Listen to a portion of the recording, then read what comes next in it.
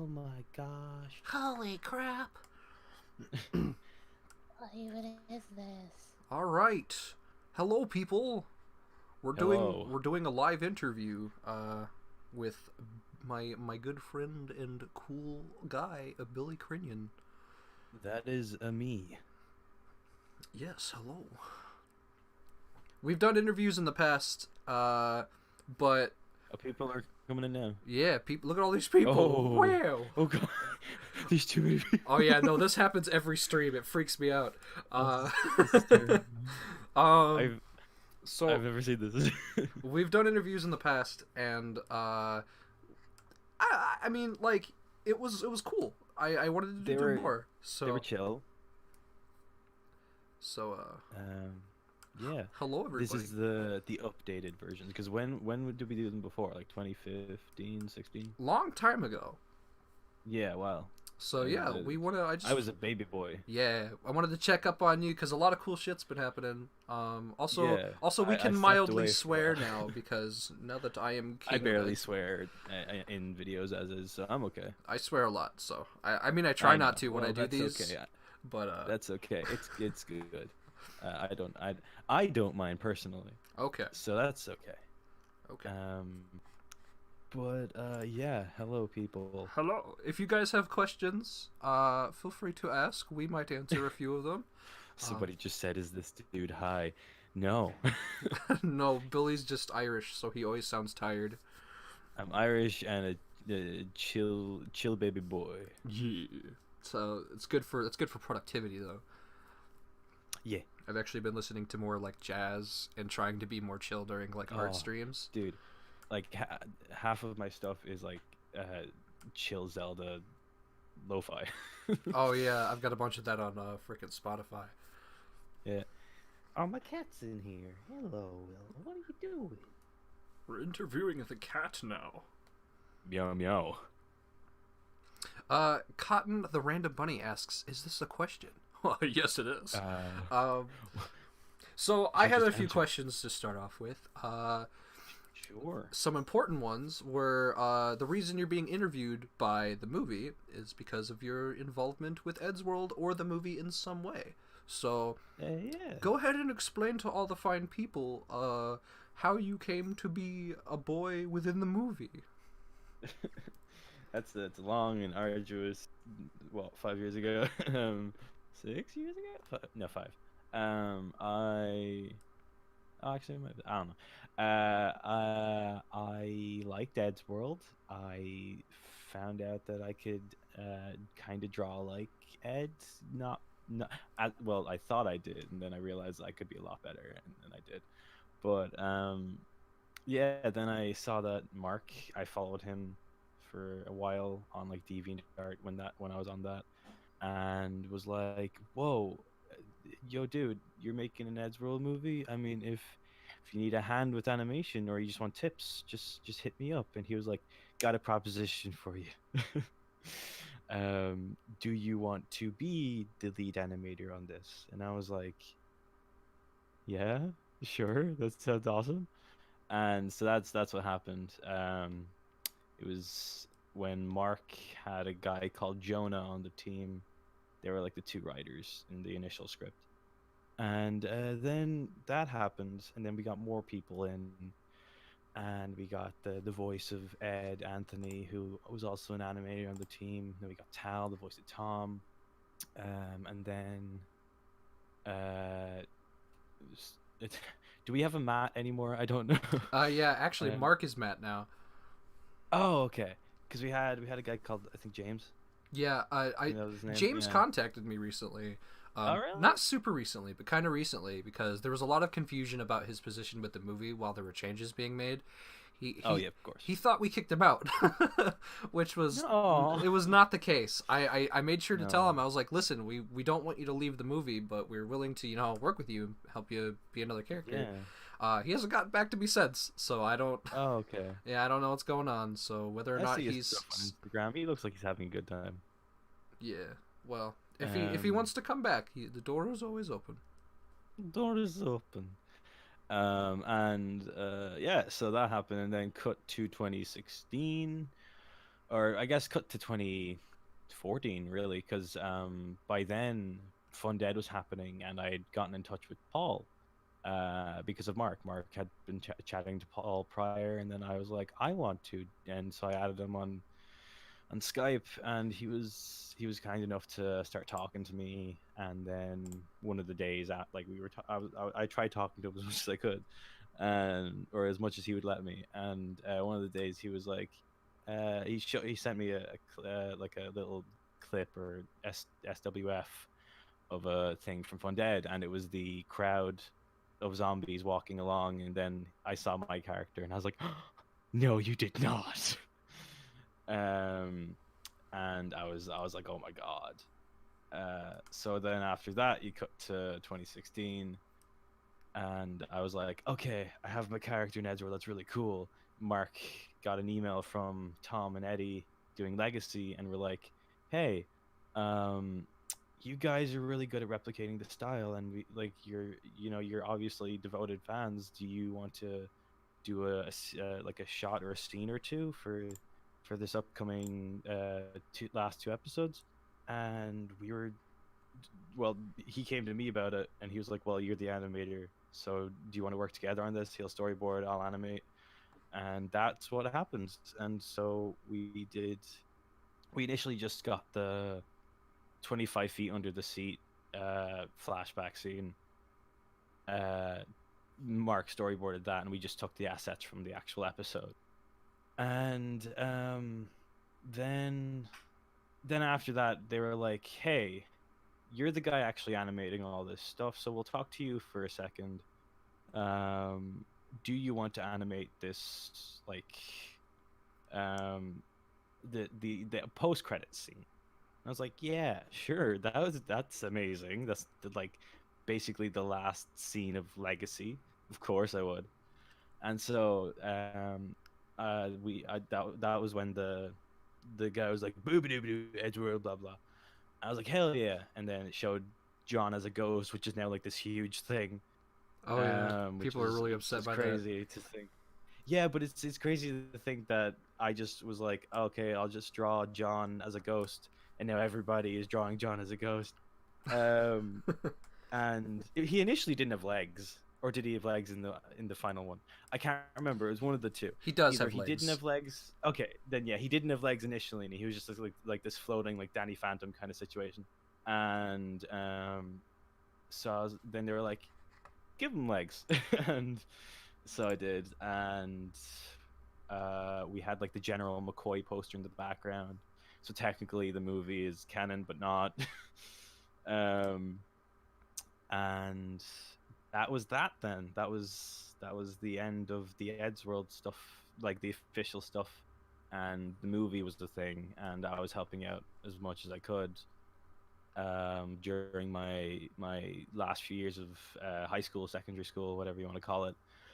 And I just kept like pestering Tom and Eddie, and Eddie was kind enough to do some one or two voices for me for my own cartoon that only saw the light of day this year, because I've been so busy. But yeah, basically from 2017 to now, I was pestering Tom and getting other work in between, and then 2018 really picked up animation wise, and Tom was like, hey, do you want to work on Crash soon? We're doing this episode and we're kind of stuck, there's not a lot happening. And I was like, oh, I would love to, but I just got a 6-week contract with Mashed. And so that's how the whole Crash Zoom thing started after the 6 weeks, and that's where I came to be now. That's So oh, and I voiced Paul in the movie. I completely forgot I did that. And yeah, and then I just kind of like faded away from the movie for a while, I guess. yeah, but you've been busy working on Crash Zoom. We all miss you And in the production yeah. crew, but no, we're also proud of you. I mean, I'm in there as much as I can. I also saw you also announced that you're going in for an animation degree. Yeah. So there's a lot of stuff in that. So I'm in college, uni, I guess is what you'd call it. And I skipped my first year because I knew a bit too much, and I've done 2 years now, so I'm finished my diploma. I'm graduating that, or I'm getting that physical diploma in October. So I've graduated my diploma, and then I got enough points to get up into my top up bachelor's degree for animation, and so I got that, and I was like, "This is dope." That's really cool. Thank you. The moment you posted that in the server, I went around telling everybody like a proud mom. It's like, look at my Aw. boy, he's getting a degree, and everyone's like, "Yay, we're so proud for Billy. He's a big boy now." Yeah. It's really exciting to see somebody that you've like. I mean, I haven't really worked with you much, but like, Well, we've talked a lot. Though. yeah. Did you popped into one of my streams and like was like, "Hey, let's chat," right? That's how we met. That's exactly it. It was either you came to mine, or that's how we. I think no. Was it my stream? And I was like, "Hey, do you want to just jump in?" I think so. It was one or the other. Yeah, it was one or the other. But yeah, that thing was said like either I went to one of yours or you went to one of mine, and whoever was like, streaming was just like, "Hey, just just hop jump in." like- yeah. Not knowing each other prior, like that was that was fun. That was cool. Yeah. And then you became a part of the Ed's World situation. Yeah, that was really weird. That's gotta be Yeah. that's a whole nother story for a whole nother interview. Oh yeah. But For when I interview you. we could do that. Yeah, sure. I mean, why not? But so you're still trying to be involved in the movie. There's been a lot of yeah, definitely. Yeah. I'm definitely I'm trying to find time for those goddamn storyboards. Well, don't rush it too yeah. hard because there are a lot of changes happening right now. I Oh probably yeah, exactly. Like that's why I haven't done them since you said that. But like before that, I was just trying to find time, but I couldn't. So luckily, I didn't do that much to do that, I guess. Yeah. I want to make the story a little bit more cohesive, so some things might change. Oh yeah, of course. And I'm sorry to anyone who hates to hear that the script is being edited Yeah. again, but It's on hiatus again. It'll come out in 2014, guys. Calm down. 2014. I know, right? We have posters. It's fine. there's if you're selling Ed's World fan movie merch, please don't. I'm not. No, not you. joking, I'm but- talking to anybody. Oh yeah, them. Okay. A lot of the crew members keep finding people who are selling the Oh merch. really? Yeah, who are Oh, like that's not good. reproducing the stuff that we've like uploaded. It's stuff like on Redbubble and stuff like that, where you just can like input your own kind of thing. Yeah, there was some porn artist who Yeah. was posting Ed's World fan movie posters. Wow. Okay. Yeah, it's getting weird, man. People are trying to Thanks. bank off of like Ed's World and the Yeah. movie's popularity, and I mean, it's really pretty weird. yeah. It's really weird. I don't like it. It's so spooky. So how has it been being a freelance artist / working with Tommy Boy? It's been good. It's ups and downs. So it started off with doing really basic freelance work, stuff like I was doing €100 a minute. Like it was not good. Like a 4-minute video would be €400. It was sloppy. And it was 'cause I didn't know any better, and everybody was like, "Hey, you're just a new animator anyway, so you're not going to be paying. They're not going to be like paying you this much for whatever." And I was like, "Yeah, okay, I get that." And then I think I bumped it up to 150 when Eddie was like, "Hey, do you want to do the bat thing?" And I was like, "Yeah." And I really like that. I still watch that, and I'm really proud of that. That was fun. I'm one of the people who quotes that a lot. Bit. bit.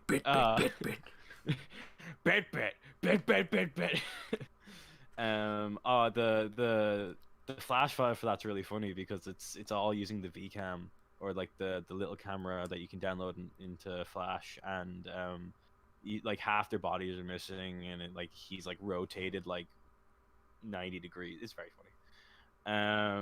And yeah, so I did that, and Eddie then was there's like a little reference in the bat thing, and it was like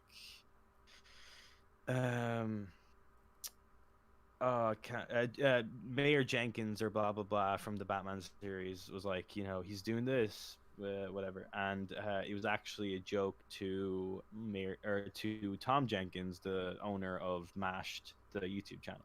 So Eddie was referenced me to Mashed, and then they came to me and were like, "Hey, it's the new year, and we're putting out some more content. We want you to do a PUBG cartoon."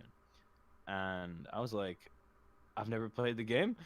I've never watched footage, but okay. And it was my first big break in freelance. It was a for me at the start it was a hefty amount, but it's nothing like what I should have been earning. Um, and I was like, yeah, totally I'll do this. This was the start of last year, and I was like, yes, please. So it was six weeks while doing my college work, doing all nighters to get a 6 minute cartoon out. And it killed me, but uh, but it got done. I got paid. And that's when I was able to grab my current home studio, with an actual computer rather than a blue screened every week laptop, and a bunch of other things which were just necessities basically for what I needed.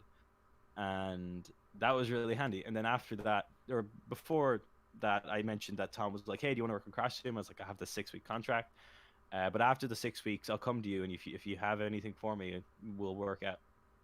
And so I came back to Tom, and Tom was like, "Yeah, we have basically done nothing since. So if you want to help us, we're like, send us over a test or whatever, and we'll get you started."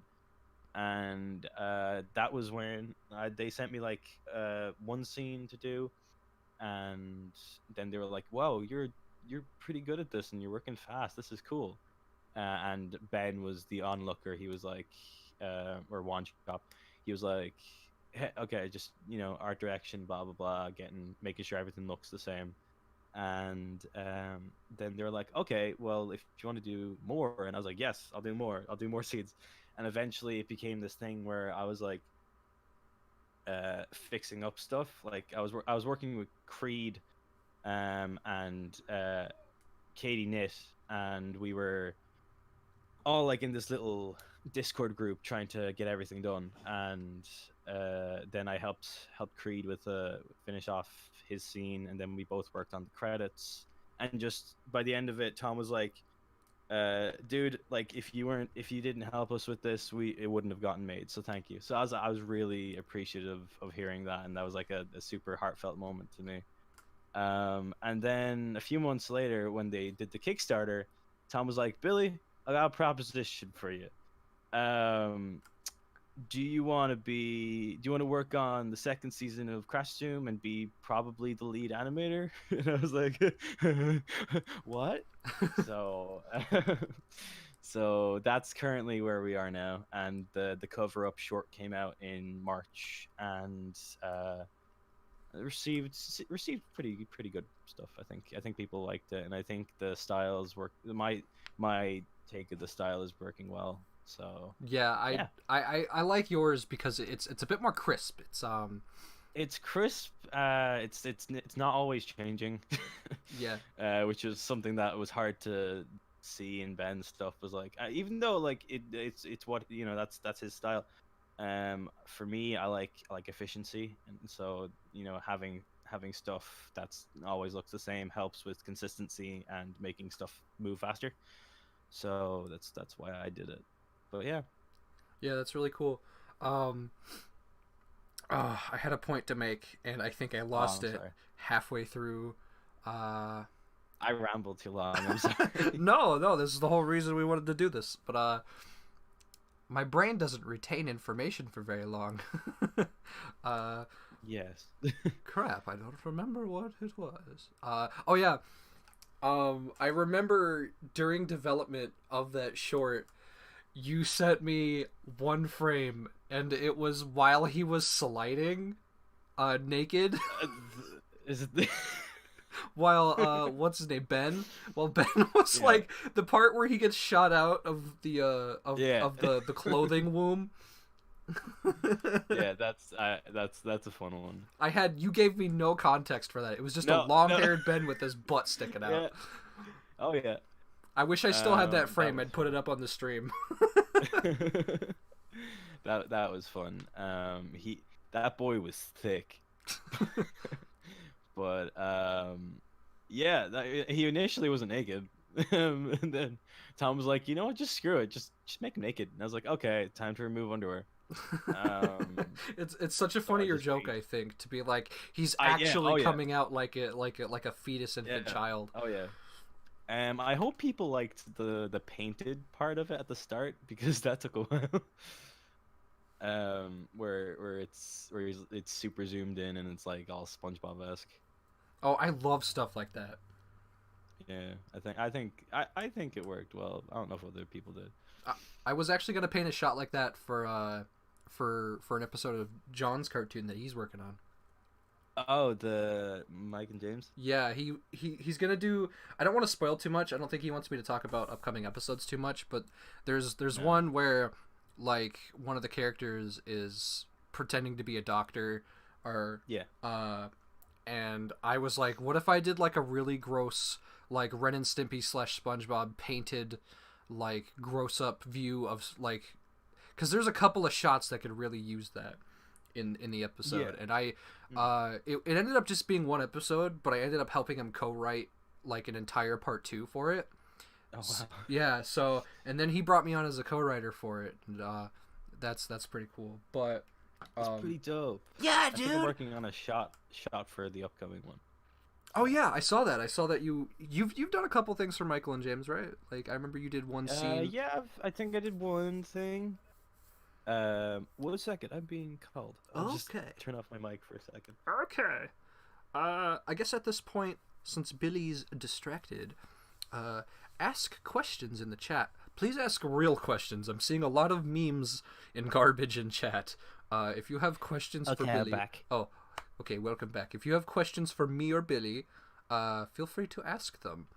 But in I'm the- going to scroll back up through and see if there's anything that people might have asked. Mostly what I've been seeing while you've been talking is just like memes. Billy is honestly rad by Sprinkled Stars. Thank you. Marmita Fajita says, "Who is Billy? I am he."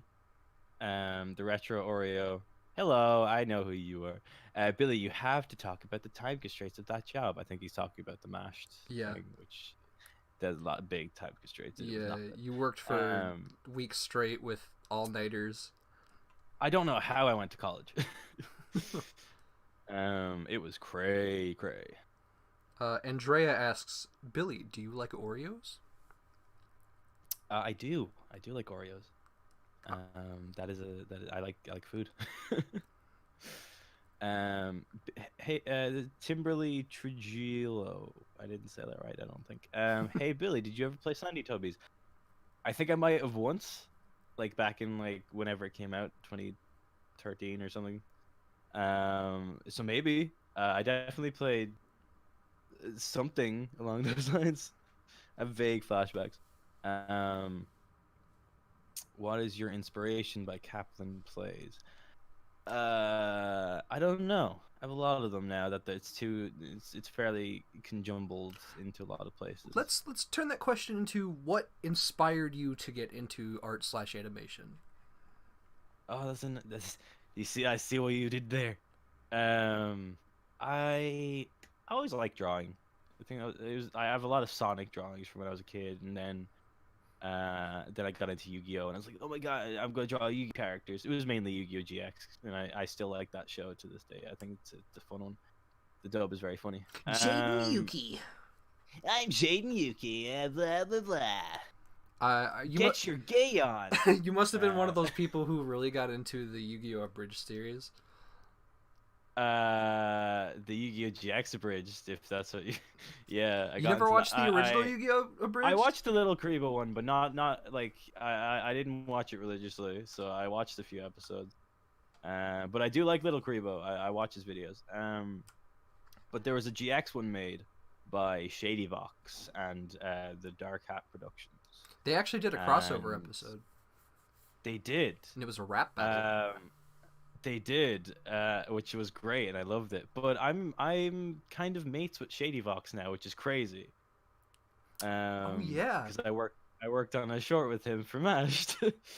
um, and so that was crazy because when I was I guess you could say this is part of the same question, but back in like 2010 to 2012 or something like that, there was a Christopher Niosi series. The guy Kerbifer, he did Brawl Taunts, all those stuff. He's currently a voice actor for anime, and he did a series called The Terrain of Magical Expertise, also known as Tome, and I loved it. I was like, I want to make something like this. And when I found out about Flash and what I could do with it, that was immediately what I went into. I was like, I want to make a fan series of this, and I want to have my friends a part of it. And it was like, it got to a point where it could have been animated, and I could have had people working on it with me. And then I kept showing it, or kept trying to see if Chris would see it, and he did. He's like, "Hey, it's cool that you're doing this, but at the same time, you know, this is my show, and I don't want, not like not in a bad way, just like I don't want um this like other show that's based on it that isn't, you know, whatever, official or something. It was not like nothing bad. It was just like, hey, you know, this is my property, kind of thing, and I was fine with that. And but luckily, out of that, I think I was able to get, or able to contact a voice from that show, which was the princess from one of my cartoons, which is the Anna Kingsley, and she was the voice of the main girl from Tome. So it was this really weird, like, connection, and I was just like, oh my god, this is so cool. But I'm getting off topic. So the stuff that inspires me, and the stuff that inspired me, was just like it stemmed from there. It stemmed from just like a bunch of stuff. You could say it was anime. You could say it was Danny Phantom. You could say it was Scott Pilgrim. And just an accumulation of things. Ed's World was definitely one of them, but now more so, it's lessened and become more of just a thing that definitely put me in the right place, you know. But back then it was just like, yes, Ed's World, please, you know. It definitely started me animating anyway, because I realized that you could do it from home. I was like, what? And that was when things spiraled out of control and I became an animator. Now you're a workaholic. No, God, like I was on holiday for a day on the other side of the country, and I had no tablet or laptop or anything, and I came home and I was like, I need to animate. Which is, it's funny, but at the same time probably unhealthy. But yeah, I think it's an accumulation of a lot of things, I think. But I used to draw just a lot of things, and it just kind of made my style what it is, I guess. That's really cool. Whoa. I was mostly just inspired by like, yeah, like Yu-Gi-Oh, Danny Phantom, a lot of similar stuff there, but like Yeah. my heaviest influences were probably like Animaniacs and Grim Adventures of Billy and Mandy. Oh yeah. And for me it was also like Foster's Home for Imaginary Friends. Oh, that show was great. And I have storyboards of that like sitting on my wall currently. An Amazing World 'cause I know of people- Gumball. Oh yeah, and I have the show Bible for that. Oh, you're getting in there now. I've seen And I your guess deviant actually arts. that is part of the story. Before I could animate and before I knew what Flash really was, I went to a place called Boulder Media, which was an animation studio in Ireland that animated Foster's Home for Imaginary Friends and LT Grey and a bunch of other things, and then came to do The Amazing World of Gumball, and did that for like the first 2 seasons, I think, and then went on to do the new Danger Mouse series, and then went on to do Randy Cunningham, Ninth Grade Ninja, and just a lot of really cool things. But they were kind enough to like in 2012, they were kind enough to let me as a kid be like, hey, I really like animation. I'm a kid. Can I come visit? And they were like, yeah, of course. And um, so I went, and they showed me around, and they showed me a bunch of stuff and gave me a bunch of stuff, and I was like, oh my god, these people are amazing. And it was quite a small studio at the time, but it's huge now. It's in a completely different part of the country. And they gave me storyboards and like in a one like the what's a concept book for Foster's that was only for the animators. So I've got one of them, which is pretty dope. And just a bunch of stuff. And then I visited twice after that. And there was one time where they were being filmed while I was in there, and I got filmed in there by the same people, because they were like, "Who are you?" And I was like, "I'm a child." Um, uh, but that never got into the cut. But they contacted me that summer and were like, "Hey, you're a kid, and what you're doing is way ahead of what most of your friends would probably be doing. They're all just kind of hanging around, and you're working on stuff." And so on this Irish channel called RTE, I got filmed to do like a 1 minute thing on the ads where it was just me. And it was pretty cool. I cringe at it now though. But that was your humble beginnings. It was, and it was cringy beginnings too.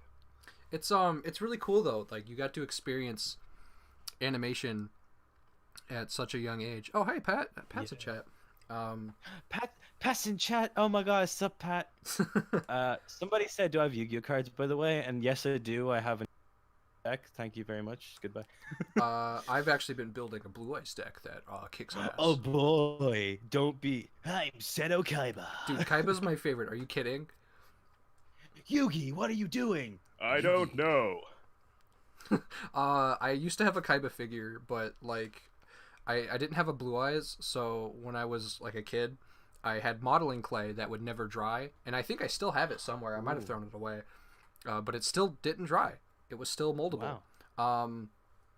I really wish I knew where it came from. My mom used to buy me that stuff all the time because I liked making things. But Yeah. I made a small dragon and put it on his shoulder. And then like a week later, I was like, I don't like this dragon. I want to make a new one. And I took it off, and it like stained the figure with oil all over his jacket. Oh no. Yeah. I was so You upset. stained my jacket. Screw the clay. I've got polyplastic settled. It's gonna be clever. I am almighty. Luli's here too. Hello, Luli. Well, hello. Atomic Animator asked, "Hey Billy, did you watch the last episode of Star vs. Force of Evil? And how was it?" I haven't caught up, but I love the show. It looks really cool. Unpopular opinion: I don't like that show. No, I think I've heard you say that before. So it's not new to me. But I like the show because it reminds me of Billy's Toontimes. It's very like kind of just like kick punch, make a joke kind of humor, which I do appreciate. I love that type of like format. Yeah. But I don't know. I felt like it tried a little too hard, and then once it created a fan base, it started just kind of like doing shit for the fan base. Yeah, it became hey, you like this? We're gonna mess with you. Yeah, it's one Kind of of those thing. things. Here's an incredibly unpopular opinion. I don't like what's that new one that they did that like people got excited for. Villainous. I don't like that either. I like the style. I mean, I'm sure you like it because it looks like something you could have worked on. But Yeah, that's exactly why. but that's the thing though, is it looks like a really simple YouTube show, and people were like Yeah, crediting it's very it Flash to be this cartoony. super amazing thing, and I was like, no, it just kind of looks like some dude's Flash project. Yeah, I mean it looks like a a pretty good Flash project, but Yeah, I know it looks good, but it's definitely Flash though. the writing was just really stale. I think it's also hard to translate as well. Like it is a Mexican show. Oh, maybe that would explain it then. But yeah, it just I don't know. I feel like the people who like did translate it did a bad job because it was just so stale. Yeah, I get you. But I don't know. Somebody's oofing in the chat. We're getting way off topic. Way off topic. More questions, please. Somebody's oofing in the chat. Someone, guy named Sky said, "Hey Pip, just wanted to say your YTP MVs are amazing. Keep up the good work. Thank you." Oh, they are. That is very true. Thank you. That is the first person. That's the first time somebody's mentioned my my garbage channel. Oh my god, dude, you're getting popular. Wow, that's kind of scary to me. Nah. Also, Pat said, "Hi, Billy. No question, just a statement. I love your work and you're a good boy." Okay, that's all I have. Great evening. Thank you. Love you too. That would explain it. Whoa. I don't know what we're explaining anymore. Billy is your bro. Who? I mean, we're bros, I guess. Yeah, Billy's my bro, but he's not my brother. No, we're bros, but we're not bros. We do need to bro it up more, Billy. We need to hang out more. We're bras, not bros. Yeah, bro. Sup, bro? We're hanging up, bro. My girlfriend was a bro. Oh my god. You should have much more viewers. I agree, Billy. You need to be more popular. You need to get Billy, that recognition you deserve, things. boy.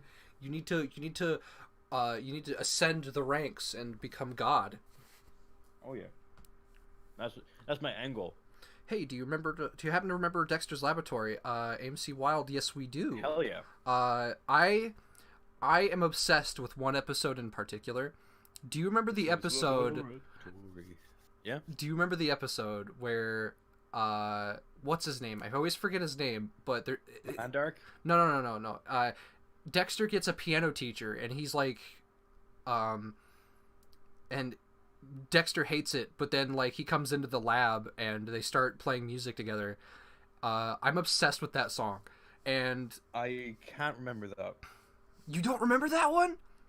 Not really. That was my first ever Dexter's Lab episode, and it's what got me hooked on the series. And Oh really? yeah, and it's the one I remember. Like I don't remember a lot of episodes. I remember a lot of like the Real Monkey shorts, and I remember a lot of the what was it, the superheroes. They're like knockoff Avengers. That stuff was really funny. That was fun. I like that.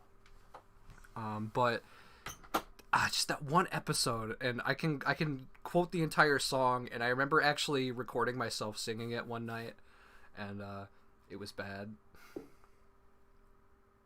Who's bad? Doom. What were people talking about? Guy named Sky asked another question. Who are currently working on the movie? Also, Dexter's Lab is really fun. So there's a lot of people working on the movie now. I went out and I reached out and I found a bunch more people to come in and help with the movie. So once I get the whole script taken care of, we should be able to just fly right through production. Especially since school is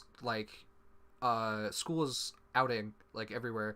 So we should be able to just jump right into production as soon as all the changes are made, and we should have that movie out to you by 2014.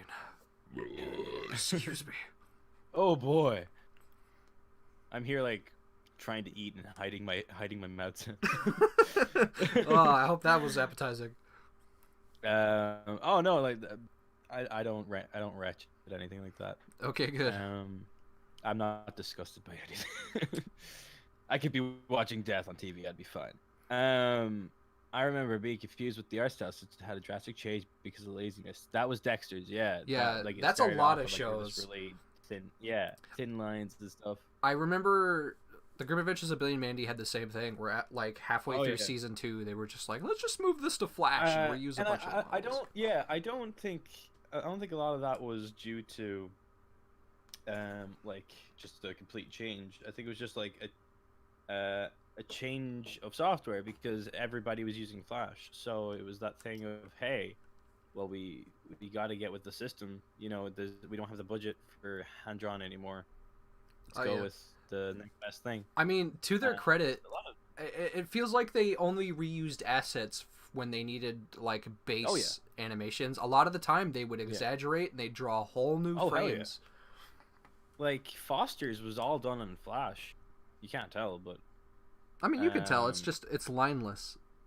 yeah, that's the way I think they got around it without like messing with people if the style needed changing. But they weren't. I think that was still always like hand drawn. I don't think there was any using other than unless they were just reusing an animation that was already there, like Blue Walking or something. But like I think people are just like Flash is versatile. So let's use it. Let's utilize this. And it worked for a lot of them. But yeah, definitely a drastic change in styles, I guess. Some people can make it work, some can't. Yeah, yeah. I, Like I'm trying to think of other shows. I'm not sure. I think one of the one shows where it did change for the negative was, do you remember American Dragon Jake Long? Oh my God, yes. Season 1 was really cool. It was all like angular and like the stories Yeah, were creative, and no, then they handed it off to a completely different team. It was the opposite. It was angular and the Oh yeah, you're right. It was yeah. It was smoother on the first one. yeah, but it looked nicer. When they Yeah, switched no, to it Flash, felt- they tried to make yeah. it look more stylized, which I didn't Yeah, think they worked very well. I think they were like, let's go for a more like Chinese approach or something. Something like that. Where it was like this like this stylistic choice probably. But like it was a Yeah. completely different team. So not only did the style change, but so did the writing, and it was not for the better. Yeah. There's a few questions here. Sprinkled Stars, Billy, do you know My Hero Academia? Yes, I love it. I haven't seen the movie yet though, so Me I'll neither. see that soon. But season 4 looks good. King D, Mind. Billy is an animator for the Ezreal fan movie, I think. Not really anymore, but kind of if they need it. And works for Crashing, yes. Cotton, the random bunny, cat face, Pac-Man face, I guess. Billy, are you part anime? Yes. How did you know? Look at that floof and that freaking chomper. Of course he is. Anime teeth. Funny thing is, I actually do have facts, so it's not just an anime stuff. So you do have like really large canines? I got my teeth pushed in when I was a child because I bashed my face off concrete. So teeth started growing in front of my normal teeth, and there's just or like the teeth that are too. It's like they're too down from your front teeth. I can't remember what they're called. I don't think they're canines though. But yeah, they're just like sitting up at the top of my gums, like, "Yo, we fangs, you creeped out yet?" And so I recently was like, I should probably just throw that into my stuff. Why not? I mean, I have them. May as well throw them in. Scary So that was monster that. That was the boy. only reason. And lasagna. Hey Billy, would you ever consider doing 3D animation? I've done 3D animation. I just don't like doing it because I'm not good at it. In college, or uni, whatever you want to call it, we did 3D animation for twice a week, 3 times a week, something like that. It was mainly building like skyscrapers or whatever, and then moving a camera through a city, stuff like that. But in my own time, while everybody else was doing that, I was like, I'm not gonna do that. It's boring.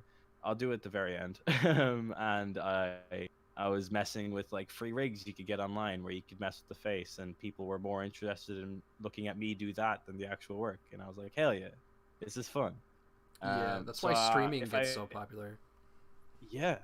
So if I like I at home have the software, and I go on the Models Resource all the time and go through rigs. Like the Mario Odyssey rigs are on Models Resource and they're fully rigged, and you can swap out the costumes and everything. It's crazy. Um, but I don't have the time to like fully engross myself into the whole 3D animation side. But it's fun. It's a fun learning curve. So maybe one day. Do you know Spongy Bobby Sponge? Yes. No, I love I mean, SpongeBob. I I don't like wasn't the huge show, but I SpongeBob. love the No, idea. I we already know I was a big fan of Danny Phantom. I was a huge fan of Nicktoons Unite. Do you know that game? I know of it. I've never played it. I it was out, it was on PS2, and when it first came out, I was like, "Oh my god, I could play as these guys." It was very cool because they were like going through different, they're all like worlds, and they all met each other, and you started off as SpongeBob, and you worked your way through to get to the all the different places. And when I got Danny Phantom, I was like, "Oh my god, I could turn invisible! Whoa!" It was very cool. Dude, if But we ever meet up in I watched person, a lot of SpongeBob. oh yeah, SpongeBob's great. Huh? If we ever meet up in person, I need to have you on Nostalgiavania, and we will play Nicktoons Oh Unite. yeah. Yes, please, because it's co-op. That would be great. So Oh. I gotta get a copy of that. We gotta hold out for that. Oh, that would be great. What else is there? I like Crash Team. The new one was a little different, but I liked it. That was a lot to do with the writing. And they're trying to fix that. They saw how people reacted to the new one, and they were like, we're gonna fix this next script up a little bit. And it was a lot like joke after joke after joke after joke. Very much stuff. And so that I think they're like, people like stuff. Let's try this. With Crash Zoom, and it just didn't work because people like the fact that Crash Zoom is not that. I think it's jokes, but there's also something there, which is what they're trying to do now for the rest of it, which is cool. I like that they checked out the critiques and were like, oh yeah, we gotta fix this. I lost my place where I'm at. What will the Eddsworld fan movie be about? Not really up to date, so I'm oblivious to what it would be. It's about it's about Eddsworld. There you go. Without giving too much away for anybody, because we don't even know what's happening with it, I guess. Well, it's still the same story. I'm fixing. Yeah. I'm mostly just kind of like fixing how the story works into itself, because how it flows. Mark is a good thinker of ideas, but when it comes to writing, he has a lot of issues. And when I came in with John and we went through and changed the script, there were so many changes. And then the crew was like, wow, this is so much better. But yeah, I walked away. Mark wasn't happy with that. Yeah, Mark keeps trying to write old stuff back in. But there will be an update coming soon that'll explain all this. But so I'm going back in now because now I have, I have full creative control.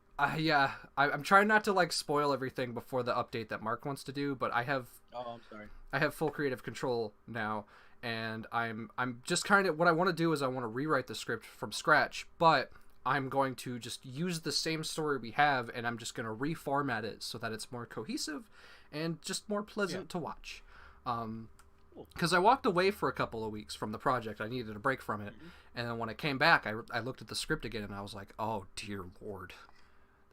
This is not good. Well, here's the thing, right? This happened with Billy's Toon Times as well. So the Shipwrecked episode that came out, these people probably didn't see it, so it's fine. But you saw it, right? I feel like I did. Yes, I think so. It's the cruise ship where pirates come on board. Yes. Yeah. Yeah, that came out recently, and that was written 3 years ago, and it was written by Mark, because he was like, "Hey, could I write an episode for Billy Times?" And I'm a kid, I like Eddsworld the movie, so yeah, sure. And I was just like, yeah, why not? And then I came around to actually working on the thing after the season finale. And by that stage, my writing had changed, and the way the characters worked had changed. So Mark was basing it around a very simplified, hey, this is like a copy of Ed's World, but not situation. Um, Whereas underneath it's very different. And so when we were rewriting that script to kind of fit what it would be now, my brother and I, who helps me with the script, was like, this needs changing. Here's what we can change without taking the whole thing out of it. And with that came problems I didn't fix by the end of it, because it was too far gone by that. But problems in the writing that episode I'm not a huge fan of. Not just two reasons. One, because it took so long to make. It was just, the freelance got in the way. All that. I lost motivation, made a whole new cartoon idea. So that was whatever. I was nearly like never going to touch this again. And the other was the writing. I just didn't like how the story flowed, and it felt like so many different people writing the same thing from different angles and different ways of writing. And it became this weird mishmash of different people, and you could tell it was a weird mishmash of different people writing. And I think that's the same thing that happened with the movie. I think it was a weird mishmash that didn't fully work in context as one big piece. Yeah, because it was originally written by Mark and like two other people, I think. And Mark, Jonah, and Radley. Yeah. Yeah. And then those two people ended up leaving the project at some point. Yeah. And then it was kind of like Mark, and then Tal helped out a little bit. And then Mark kind of got like really just overwhelmed by the project, and he was like, John, I kind of need you to like come in and direct for me, please. And the only reason he chose John was because John is a really good animator and is really efficient at producing cartoons. Oh yeah, and on an iPad, which is the scary part. Yeah, no, he does it all with his fucking finger. It's scary. I don't like it. Yeah, no, it's really crazy. And because we're here like with tablets, we're like, oh no. Yeah, you've got your Huey on, and I've got like an XP pen, and like, yeah. I mean, before I was working on a tablet. I don't animate anymore. Yeah. But working on an iPad, and then he works on an old. Sure, he works on like the first gen or something. Oh yeah, he hasn't upgraded in a long time. Yeah, and it's crazy that you can make, like, he's made full cartoons on just like that free software that's on the iPad. Yeah, no, it's crazy. Yeah. And it's actually kind of fun working with him on these episodes too, because now that I'm co-writing, we've worked together a lot about it, and he has me doing a lot of the voices, and just watching his process is, it really humbles me. It really does. Working with animators is fun, and like, especially when like those animator people are like, hey, you do voices, can you just do a thing for my project real quick? And I'm like, yay. Yeah. It's so much fun. But man, I couldn't keep up. I just couldn't, and I had to duck out of animating. I didn't. It was just too much work for not enough payoff for me, because I know a few people who are like really into wanting to animate and then never. They're like, oh, I want to make this, and I want to make this, and I want to show off my skill, but it never comes to fruition. And you give them tips, and they try, and then nothing comes out of it, because they're like, you know what, I don't think it's working out, but still feel like they have that skill that isn't there. Yeah. My art, so, I think, definitely improved after trying to learn to animate, because I had like an understanding of motion. I had more of an understanding of like different angles. I'm still working on that though, but and everything. Yeah, it's learning, like, even just learning the 12 principles of animation and then just stopping from there, if you just want to be an illustrator, is great, because you get all those like little tips and stuff from, like, oh well, if somebody wants an illustration of somebody like stopping in mid place or whatever, or look like they're scared or whatever, there's got to be context, and so having that knowledge of how animation works, even as at a basic level, in illustration is really handy to kind of get that across in the picture. Yeah. Yeah. If I had like more willpower / free time, I would probably pick up animation. Oh yeah. I think one of the biggest things holding me back is that there isn't like a perfect software for it yet. There, Toon Boom's pretty close, but it's still. I It's not, hate Toon Boom. Toon Boom is a nightmare. It's incredibly. It's so bad, like so badly done interface wise. Yeah, the UI is just a mess. It's like Photoshop that you animate in, and you can animate in Photoshop, but it's more comprehensive. Yeah. But I came from a Flash background, obviously, and immediately was taken aback by just what Toon Boom was and how it looked. But I was definitely the fastest to pick it up in my class because we learned it in college, and I was definitely the fastest to pick it up because I had known about some of the interface. Like I could see bits and pieces that all what I needed. So the timeline was there. I knew that. I knew what skin was. I knew how to layer. The layering system's crap. I don't like it because if you're importing a bitmap, like just a normal PNG, and then add your vector drawing on top or whatever, and then try and change the layering. So like if you want to put it underneath the painting or whatever, it doesn't let you, and it doesn't let you ever. And you can't do anything to change it other than like replace everything or start from scratch. And it's a crap time, but like the nodes and everything is just it's incredibly intense. And if you don't know how to rig, it's a monster, and it's crazy. So for people who are like who are starting Toon Boom, just don't be discouraged. Keep using it. It is good.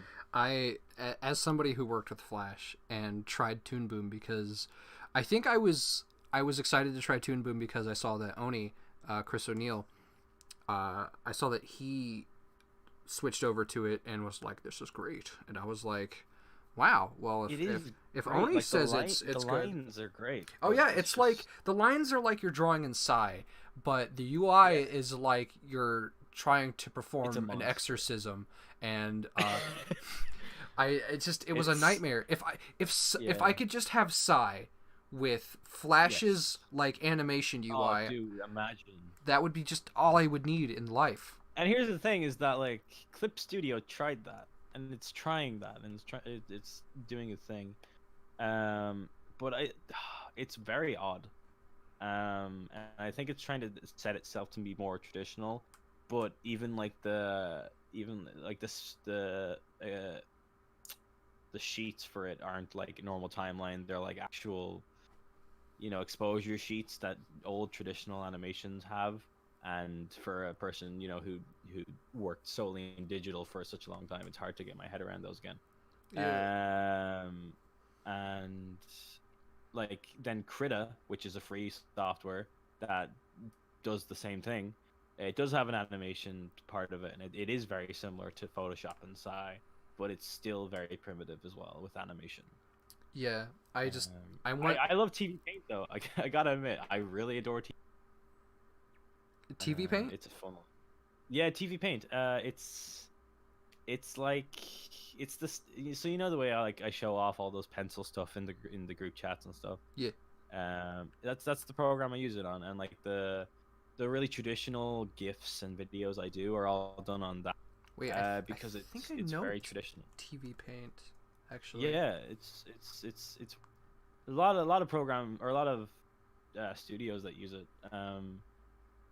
But yeah, I really like the traditional feel of it, and if I was making something that was solely frame by frame, I would definitely use that rather than Flash. I think Flash is good for efficiency, but if I was just trying to make something look like a Disney movie, I would definitely use TV Paint, because Disney used TV Paint. Obviously, that's how they made Princess and the Frog. They used that. Oh wow, I didn't know that. Yeah, the like if you see the roughs for it, it's all done on TB Paint, which is pretty dope. That's cool. Yeah, it's one of the reasons why I was like, I need this, so I got it. But yeah, like there's a lot of animators that use it, and a lot of animators I know that have tried it. I might give that one a And try then, because I animate frame by frame. yeah, no, it's like it's so the interface looks really odd at the start, but it's just it's there's a lot to fit in, like brush wise and everything. It's not as coherent as Photoshop or Sai, but it gets the job done and it does it well. So I don't even think Photoshop is very coherent. I hate Photoshop. In fact, it's I just can't run it well. I just use Sai for everything. Anything someone can do in Photoshop, I can do in Sai. I think Sai has cleaner like Cleaner everything. lines and just everything and all, because on Photoshop all I get is just this anti-alias stuff. It's always blurry even when I go in this the 100% fit size kind of thing. It's still, it doesn't feel right on my eyes or how I draw. But Sai is just like mwah, yes please. But yeah, Pat hates Photoshop too. yeah, it's clunky and weird. Yeah, it's good for photoshopping, but other than that, I mean, I can Photoshop in Sai. yeah, you I can. have that That is skill. true. Yeah, I can't yet. Kind of can. I remember Maybe. I took a graphic design class in high school, and the first thing they did was try to teach us everything about Photoshop. So I've learned how to use Photoshop. Oh, I also learned okay. a little bit about what's their other tool? Illustrator. I hate Illustrator. Illustrator is my worst I don't like Illustrator. enemy. I've used Illustrator. I don't like it. I hate it so much. I'm not a fan. I will admit. One of my best I- friends. I used to use it in like high school because it was on the computers, but I Yeah, never liked it. just ease of access. But I always like grabbed Pirates of Flash and just threw them onto the computers and just animated on there. one of my best friends draws exclusively in Illustrator, and I'm just like, why? Oh, really? It's basically just advanced MS Paint. Just find a good program. Yeah, it's true. I guess. But it's like MS Paint but vectors. Yeah, yeah. That's the only upside, is that you can vector in it. Yeah, but you can. There's a lot of programs that you can vector. So, OpenTunes I think is vector as well. Actually, I found out recently that even Clip Studio has vector now. Probably always had. But it's still primitive. It looks like using the pencil tool in MS Paint, where it's like there's no anti-aliasing. But yeah, you just gotta find the program for you, basically. I'm waiting for something to come along. If Sai, I keep saying this, but if Sai integrates, like, if they do an update Animation. and they integrate an animation tool that's simple to use, then Yeah. I will get back into animation straight up. Because Sai is my favorite yeah. program, and I've tried almost everything else. I think Sai is just my favorite. I've used Krita. I didn't like Krita. I've used Clip Studio. I didn't like Clip Studio because it just looked like Photoshop. I hated that. Yeah, I get you. I've used other things. I just keep coming back to Sai. It's so simple. Yeah. The interface It's is easy. also not hefty. Because I can't run Photoshop and Clip Studio well on my computer, but Sai is always good. Oh, yeah. Like it's so condensed, and you don't need to worry about lots of crashes, really. Yeah, Like, it can happen if you're using a lot of programs, but if you're just using that solely, then it's fine. Sai, I think, has only ever crashed on me once in my entire history of using it. Wow. Yeah. Mine's only crashed because at the bottom it will tell you the percentage of how much you're using. And mine is always like 70 to 80, so that's computer wise. So but the program doesn't crash, my computer does more so. what's happening in the chat? People are talking about school. I there's a lot of deleted stuff. Yeah, somebody was talking about some gross stuff, so I had to put them in timeout. Okay, right. Any questions? Any more questions, guys? Interesting questions? Actual questions, not memes, please. No memes. Memes are for what rhymes with memes?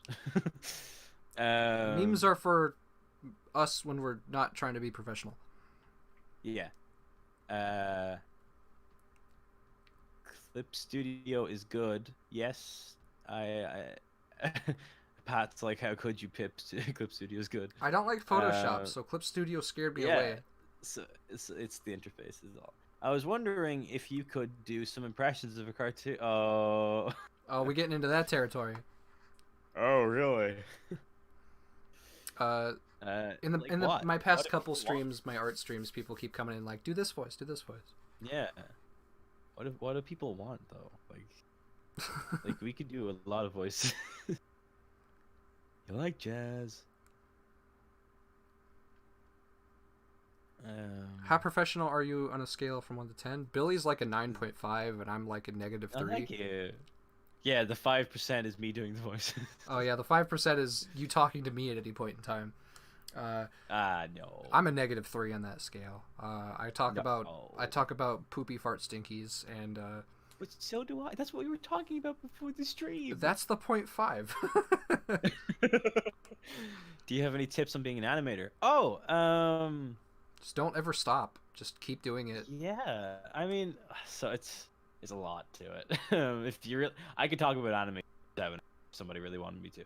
I love it. It's I, people get really weirded out when I talk about animation because I'm so in depth with it. Like I was on holiday the other day.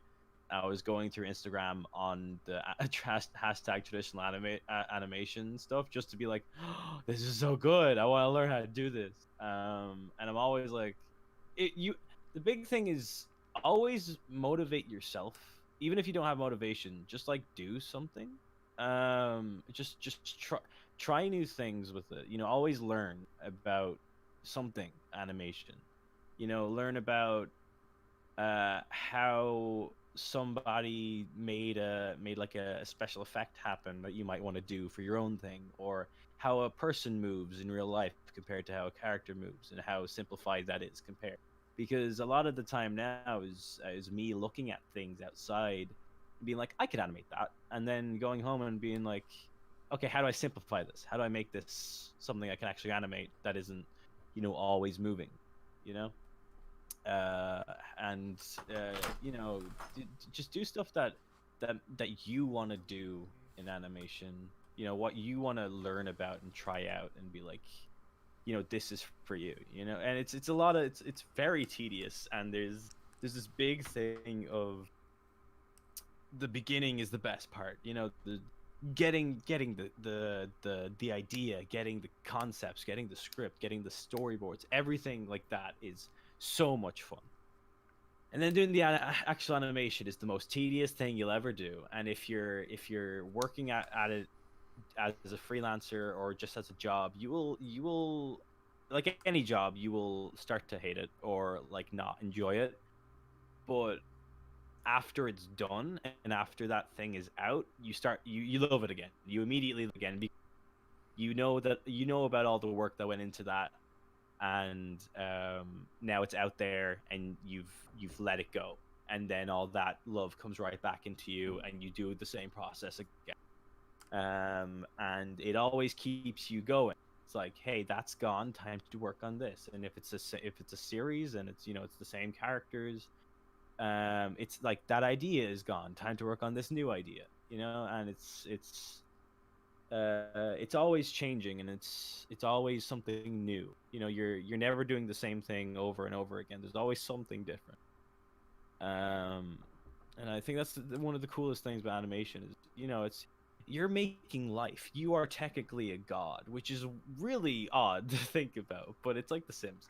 And you came up with something out of thin air and put it down on a page and made it move, and you made something move, like you made a drawing come to life, and it's like seeing that out there in the world is just really cool, and that's why animation is dope, and you should do it. Absolutely. It was just, for me, I enjoyed the idea process more than I did putting it together. And that's totally okay as well. Like I'm not telling people to actually just go out and animate for whatever. Like just in my personal experience, you know, the beginning and the end are the best parts, and the middle is just what you got to do, you know. It's the same way as like when you're drawing an image, you know, you're not thinking about the drawing part of it. You're thinking about what's going to be at the end, you know. You're like, oh well, you know, this line needs to look better so that by the end of it, this is how it will look, you know, rather than, oh, you know, I care distinctly about this one line, you know. And it's different for everybody. Like people love background design, and people love making the backgrounds, and people love doing the audio, and it's all got to do with who you are and what you want to do in media. You might not even want to do media, you know. You might want to go out and do some other thing, and that's okay, you know. Like there's nobody's gonna shout at you for that. If it's something you want to do, go for it. I want to paint with my own feces. Don't do that. Maybe not that. Anything but that. And I won't say anything but that either, because there's a lot of gray areas. Yeah. But somebody said, I think it's kind of funny that they are talking professionally for once, and then we immediately start talking about Earthworm Sally. What?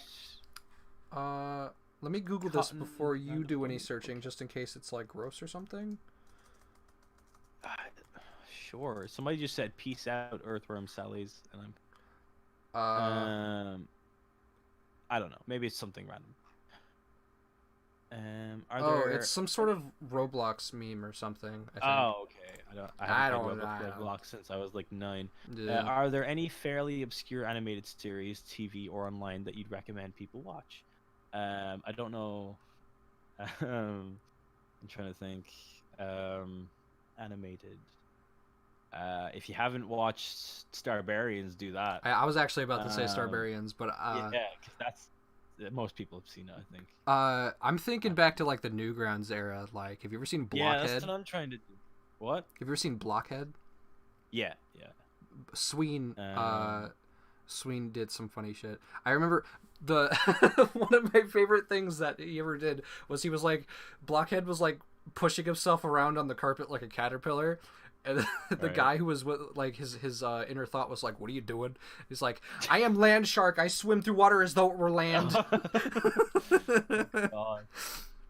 Yeah, there's one thing I have, there's like back in the old days of the internet, is I've never seen Homestar Runner. Yeah, I've never seen it either, and I feel like it's almost too late. It's kind of. It was a show. I know of how its they era. sound. That's the thing. Yeah, and it's like, I'm Homestar Wada and whatever. Like I know how they sound. Homestar Wada. Homestar Wada. It's like, I'm strong bad or whatever.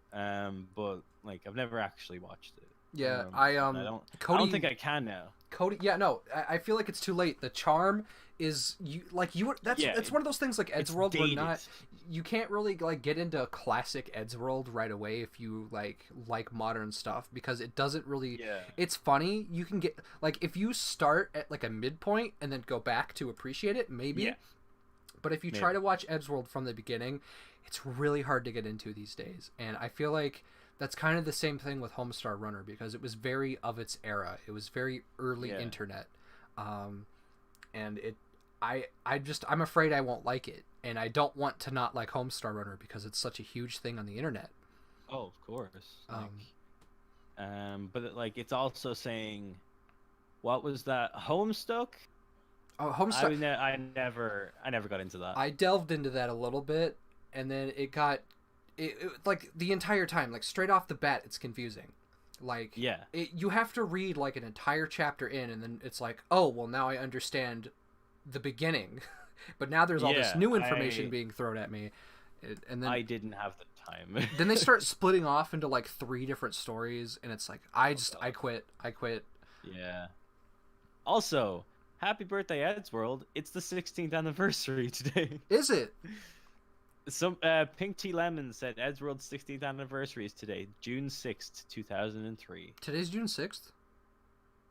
Yeah. Oh yeah, that's right. My birthday was 2 days ago. I forgot about that. Yeah, but you don't celebrate it, so you probably didn't care about the date. Oh yeah, no, I didn't. I forgot until people started messaging watch me. Salad Fingers. Yeah, watch David Firth. He's great. I like He's good. rusty spoons. I'm friends with him on Facebook. I should probably start talking to him eventually. He seems cool. Like him and Yeah. I like the obscure stuff. Like him, Felix Colgrave. Burnt. Have you ever seen David Firth's Burnt Face Man? No, I don't think I've ever seen Burnt Face Man. It's funny. I've wanted to check that out. Felix Colgrave makes really cool, interesting stuff too. And then what's the name of the guy who does like the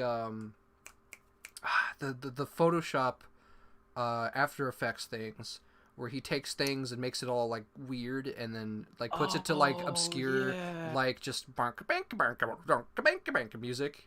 I can't remember because it's Syriac. very... Yeah, that's it. Syriac. Go watch Syriac. All that stuff is trippy and awesome. Yeah, I love that. What was the thing? It's very Terry Gilliam. He's the guy who did the little cutout stuff for Monty Python. I feel like I know what you're talking about.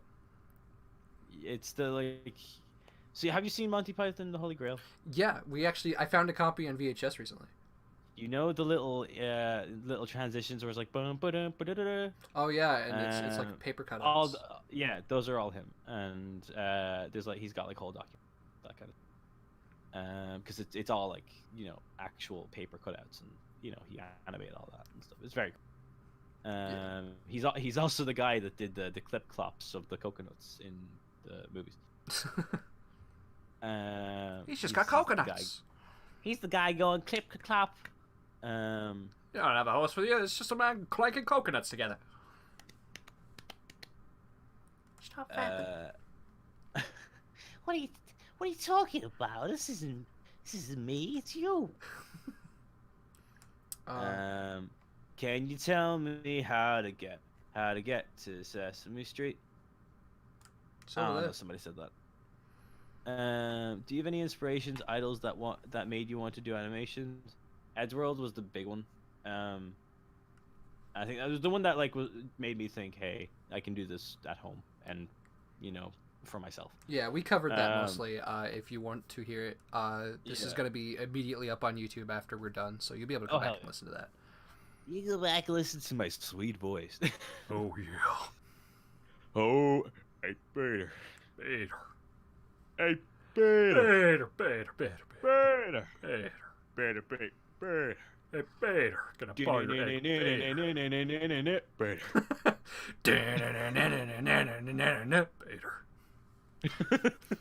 I love... Okay, so we were talking about memes earlier. I think that is one of my favorite memes, is they take... what is it called? What's the song called? Shinedown? Yeah, the Grumps. Well, not even just that. Like, people... There was a point in time where people... There's this video... Look up Shinedown memes on YouTube, but there was this video where this guy compiled like a bunch of just that. It's like like it was so funny. I highly suggest looking that up because it's good for a quick laugh. So Cotton the Random Bunny said, "Am I the only one who's afraid of Elmo?" Don't be afraid of Elmo. It's okay. I'll kill you in your sleep. Yeah. I can't even do... Oh, yeah, there you go. I can't even do his laugh. I used to be able to do Elmo really well. I stopped. Disappointed in you. I lost it. His laugh I could do really well. Hey, Peter. Hey, Peter, are you scared Why do I sound like Yo, mama guy. Are you scared of Elmo, Peter? I'm scared of Elmo. Elmo scares me. Cusco's poison. Dude. Cusco's poison. Dude. I'm afraid of Elmo. Answer my question. Got chicken. I didn't have chicken. I had ribs. These are the runners of the Edgeworld movie. People beater memes. Shine down, dude. That's bad. Listen, if you can't laugh at stupid memes, then you are not allowed to run an Edgeworld project. Billy, what do you think of about storytime animation? I don't know. It has its place. People say it's not animation, but if you really actually watch them, it is. There's if you watch Jaden Animations, she's got a bunch of people helping her animate half of those episodes, like Pivots XXD and a bunch of other animator friends that I have. Like there's some really good animation in those things if you actually take the time to watch them. But I don't know. I don't watch them a whole lot, but I definitely appreciate them. It's definitely the new wave of what animation is on YouTube. It's not what people want, but it's there and it's good in its content.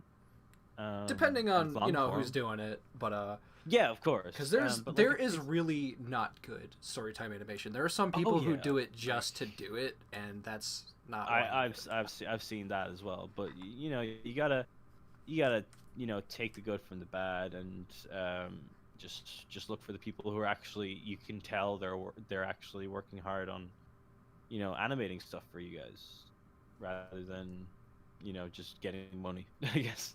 Yeah. I think if you're really there's no need to hate on it, but every part of YouTube, there's always the bad side. And I mean, I think halfway out of that became what Scribble Showdown is now.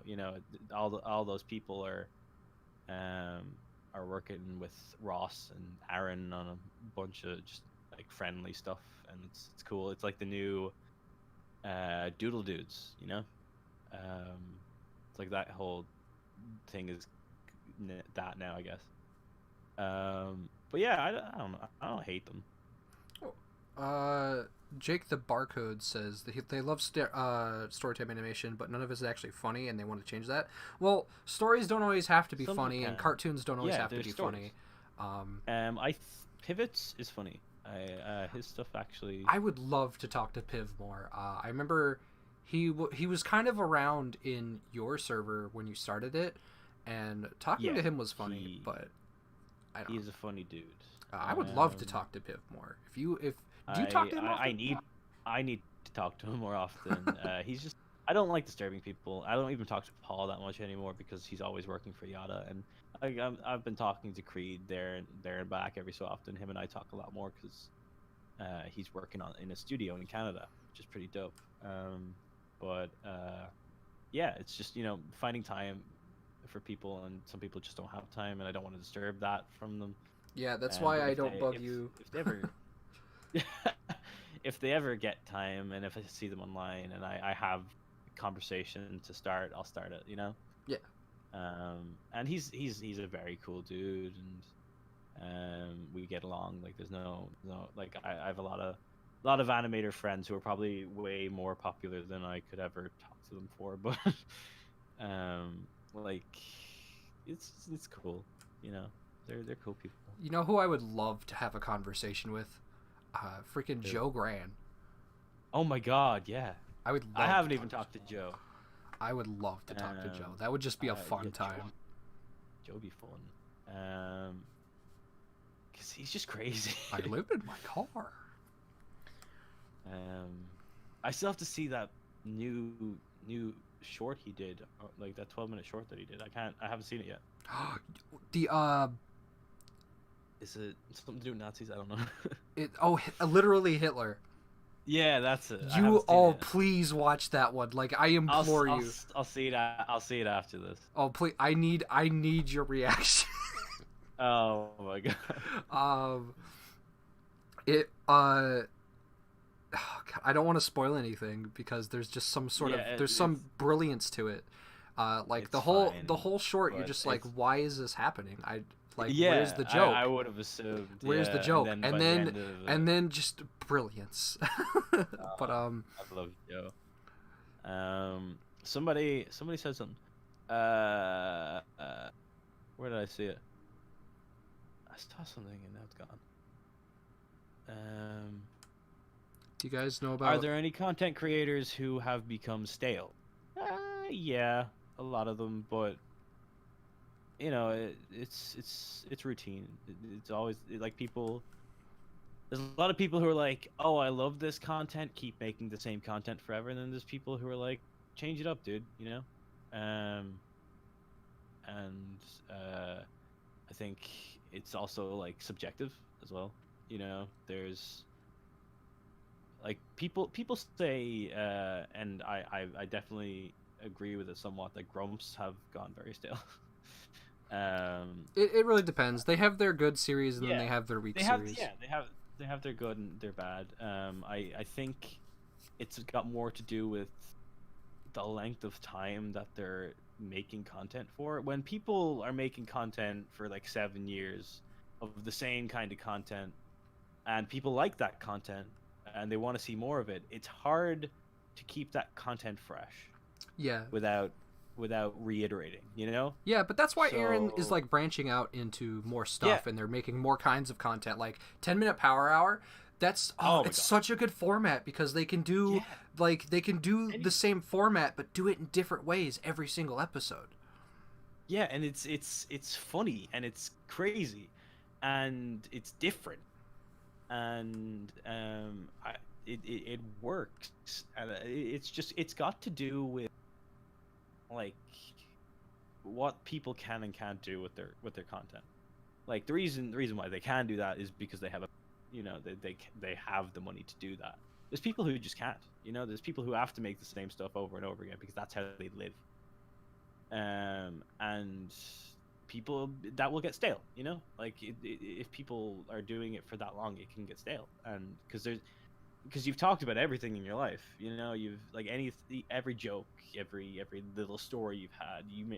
Like you can talk about it for so long, but after a while, you're going to be talking about it again and not remember talking about it, or doing the same thing, or just having stuff so similar that it's not new anymore. And that's how content creators can become stale, but it's not their fault. It's just what they got to do to survive the YouTubes. Yeah. I'm gonna shut up. No, that's totally true. That's another reason I didn't get into animation because like if I tried to do animation for YouTube, that would have just become my life and I no thank you. When I did freelance, that just snapped out of me. I was like, oh, I don't have to animate for YouTube. I'll animate for other people. Yeah, see, no, Like, that's a cool way to do it. and like none of my stuff is monetized. It stopped being monetized after Maker shut me down. And that was a whole thing. I was connected with Maker Studios, and then they were like, we don't need you anymore. And they took me off, and I was like, okay, fine. And I tried partnering back with you got to partner back with YouTube to get your monetization fixed up, and they never got back to me. And I did it like 10 times and never happened. So Billy's 2 times, everything I've done on my YouTube channel has never been monetized. Well, that's a bummer.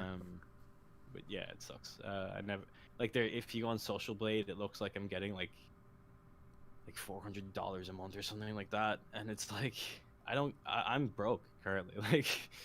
That stuff doesn't actually work. Maybe you should try partnering with what's the one that Mark uses, Scale Labs. Oh, I don't want to partner with anybody. I don't use my channel enough, and I don't have enough ideas outside of animation because I don't have time to not do animation either.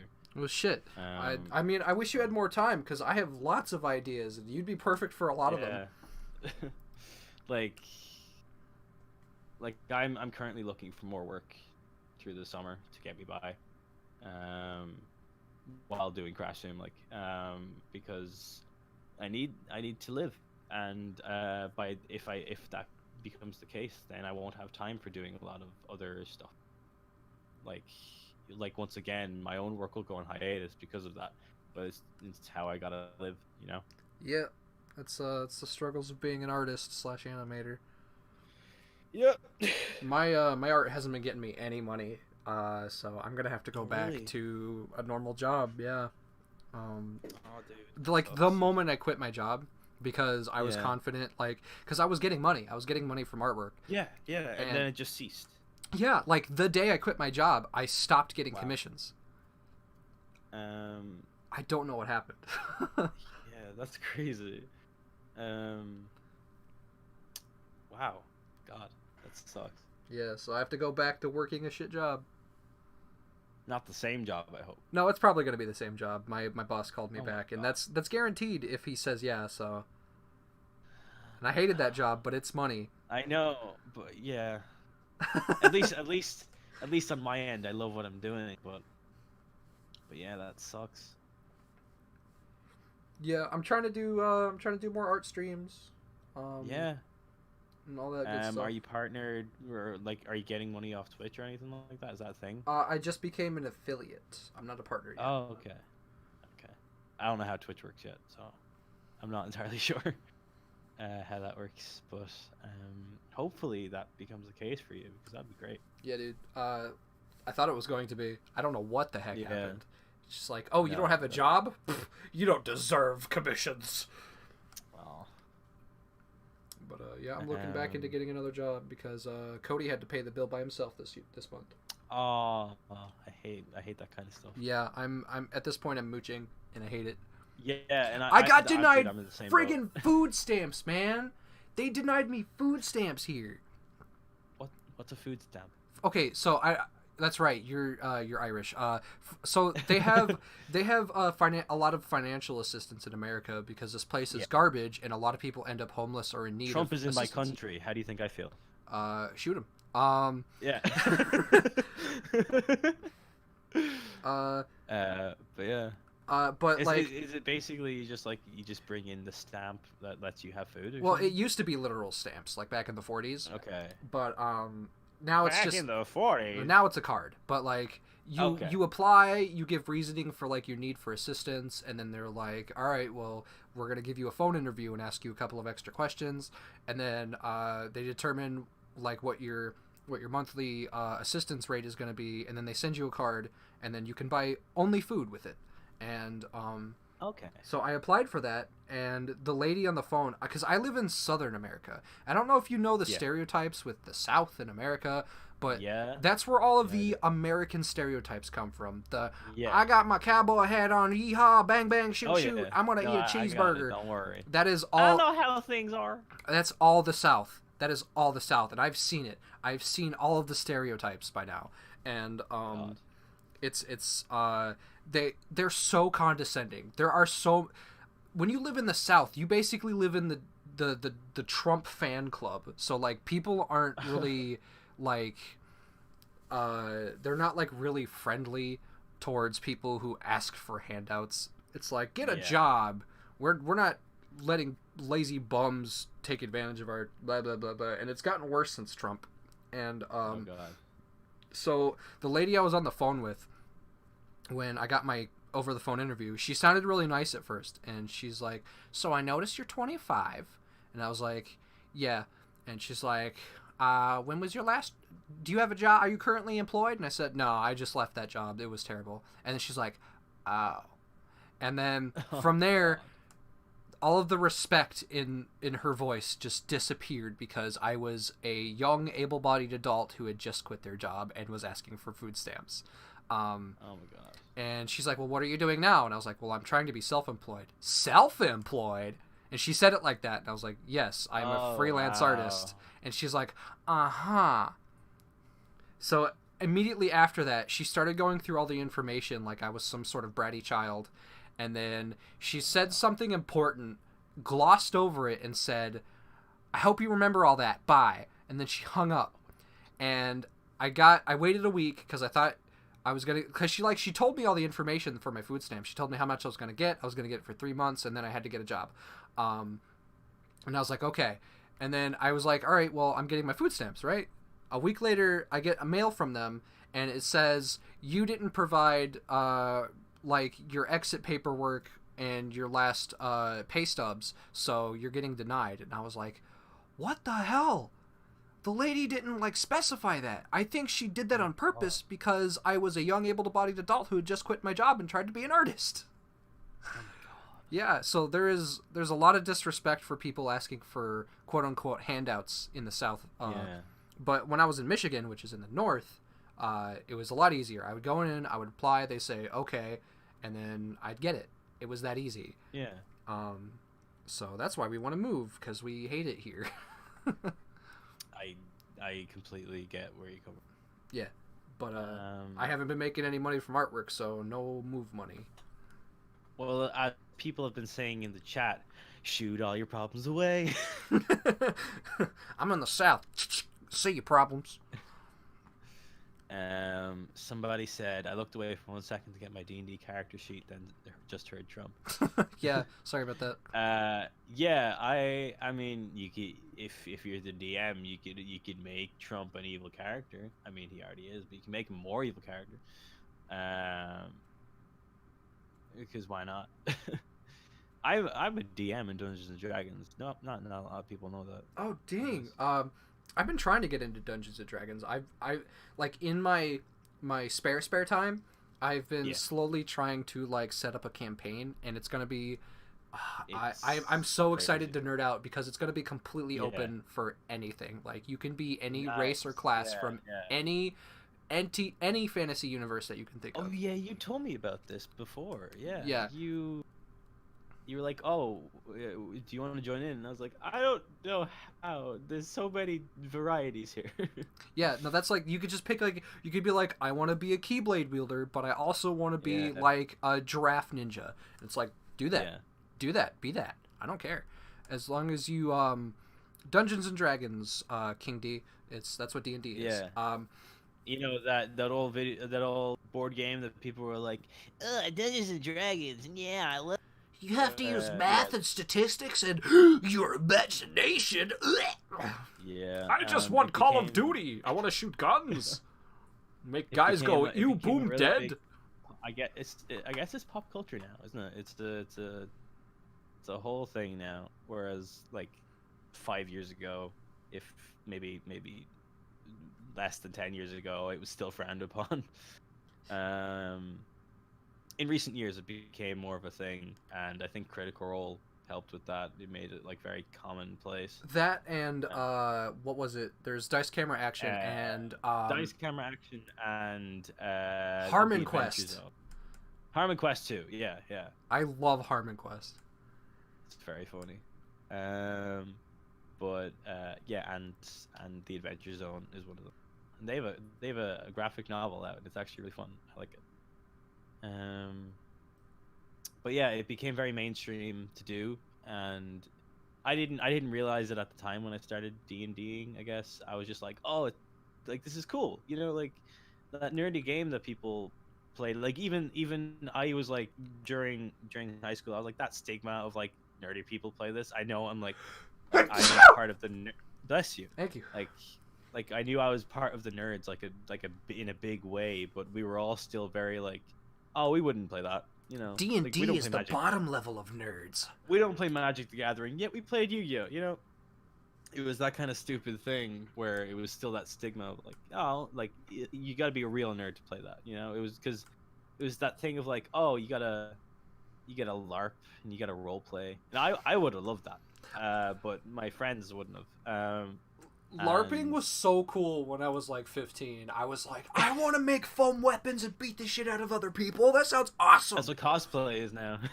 Yeah. But when I started, like, I got into it because of Critical Role. Like I just found it randomly because people started talking about it, and I was like, oh, I'll finally check this out. And when I did, I was like, this is what Dungeons and Dragons is. Oh, this is cool. And then my college friends were like, hey, we're starting a D&D thing soon. And I was like, oh, I would love to join as a player if that's okay. And they were like, yeah. And I was like this gnome. And I talked like this, and I was like really annoying. And I think somebody rolled really badly and dropped me down like 10 flights of stairs. And I lost like loads of HP. It was great. Somebody rolled really badly and dropped me down 10 flights of stairs. That's such a good out of context sentence.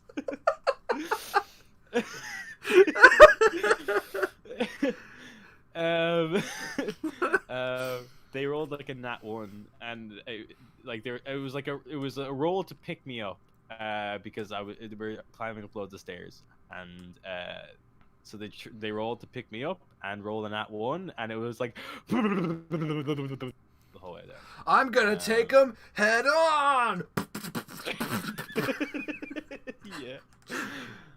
And then after that, I was like, "Oh, this is fun," but it's whatever. And then one of my mates, who is the complete opposite of what I would consider a nerd, like he still kind of has that nerdy goes on, but he's more like very patriotic kind of dude, where he'd be more into the guns and the Call of Duties, whatever.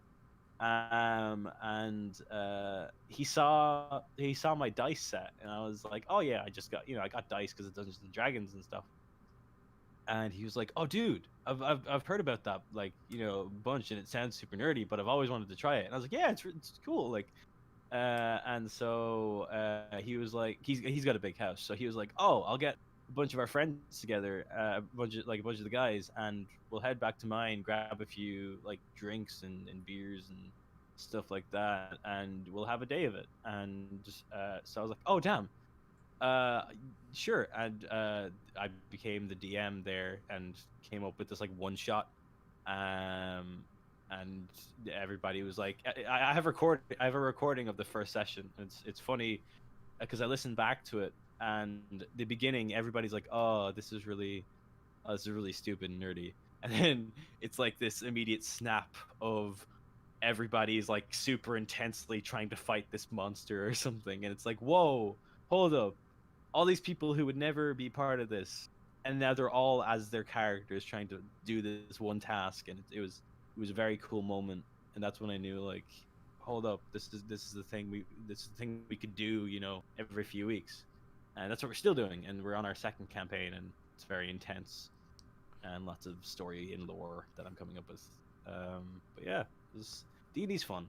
I like it. Yeah, dude, you should if you ever get the time, you should totally join my online group, because yeah, I've never played D&D online with people. It's pretty much the same thing. You just don't get to sit around like a physical table. Yeah, that feeling though of sitting around a table, I will admit. I know a lot of people can't get to do it, but it is really cool. I mean, Ireland, America. Yeah. We'll have to use a digital table. I actually would love to get a group of people and sit them in Tabletop Simulator and do D&D in Tabletop Simulator. Dude, yeah, I've seen that.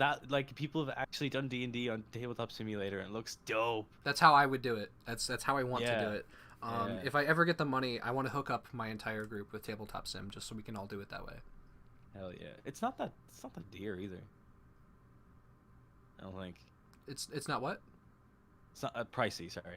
I don't think so. I don't think it's too expensive. But it is a little CPU intensive. Yeah. My old laptop can run it fine though. So if you just set it to lowest settings, it's good. Yeah. Has anybody else been saying anything? I haven't seen any questions. Neither have I.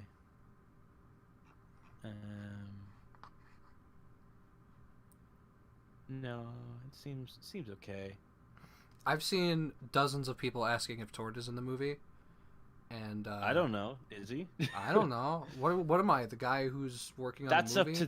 That's up to the viewer. It's like Netflix. It's it's your interactive story. I don't want to say whether or not he is, because I think it's funny that up to this point that is still one of the it's like the two questions. I don't know why people still ask the question. There are two questions that get asked repeatedly, and it's when is the movie coming out, and is Tord in the movie? Yeah. So I don't give a direct answer to either of those things because it's just funny. The most confusing thing though is that the end came out. Tord's there. Why do people need to know where Tord is in a fan movie? Well, because we don't know if nobody knows if we're actually going to use him or not. Yeah, but why do people like Tord? he's not that most. He's not very integral. At the beginning. So I've actually talked about this with a few people. People like Tord because he doesn't have a character, so you can kind of imprint onto him whatever you want. Oh. And that's why you see a lot of like super evil yeah. Tord, and you see a lot of like super not evil Tord, because people kind of like want a specific thing for Tord, and when they think about that specific thing, they go, "Oh, well, Tord's awesome." I never saw it that way. Actually, interesting. Yeah, I just like his design. I like drawing him. He's fun. I like the way Paul drew him. Oh yeah. I don't. I think the original one kind of. I mean, the black coat though, that works. Yeah. If we do have him in the movie, I definitely want him to wear the coat. Yeah, that coat's pretty dope. I don't know. I'll figure that stuff out with the rewrites. Did anybody figure out why Tord had a Band-Aid on his cheek at all? I think that was just an aesthetic thing. I think so. Became this huge thing though. And the whole like Tom monster situation. Yeah, the Monster Tom. I do not understand Monster Tom.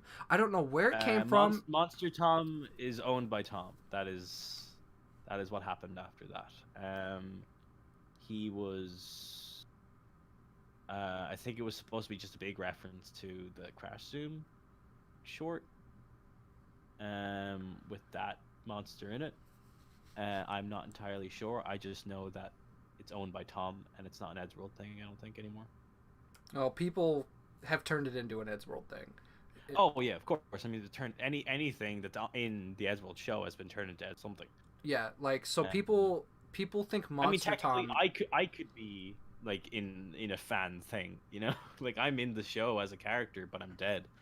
Oh yeah, that's right. You and Mark were in Fun Dead. Yeah, so that was back when you had the hat. Yeah. That character, Billy in the BTT show, still wears that hat, so it's still the same character. But yeah. Oh wait, people say, isn't Tom possessed by a demon? That's up to interpretation. Yeah, that's up to the fans. I don't think it ever blatantly states that was Tom. No, it wasn't. Is the thing. It hints at it, but it's not. I don't think. Or it was like a serum or something. I think they had this whole they were going to leave it. But it's up to interpretation by the end of it, because you don't see him transform, you just see him gone. So I think the reason it was mentioned is because of the speculation, and Tom kind of just like rolled with it, as far as I'm aware, unless he's maybe explained it to you at all. He hasn't. I don't really go into the stuff. We talk about Eddsworld, but in a different context. We don't really talk about the behind or we don't talk about the actual episodes as such. Well, if you ever talk to him about Monster Tom, tell me, and then we will tell nobody else. Yeah. I think it's just because I wasn't. I didn't really care, I think, at all about it. But it is confirmed by Tom, and it's been publicly stated that Crash Zoom and Eddsworld are in the same universe, so that is a thing. That's probably why Kate is in Trick or Threat. So Megabods asks if General McCoy is canon in actual Eddsworld. Technically, it's like really 50-50. Yes, it's more like a reference, because that timeline is actually completely different. Because we set our timeline after Space Face. Yeah, we're completely cutting before Fun Dead. We're cutting the end completely out of the equation for the movie. Wait. So did Fun Dead happen in movie timeline?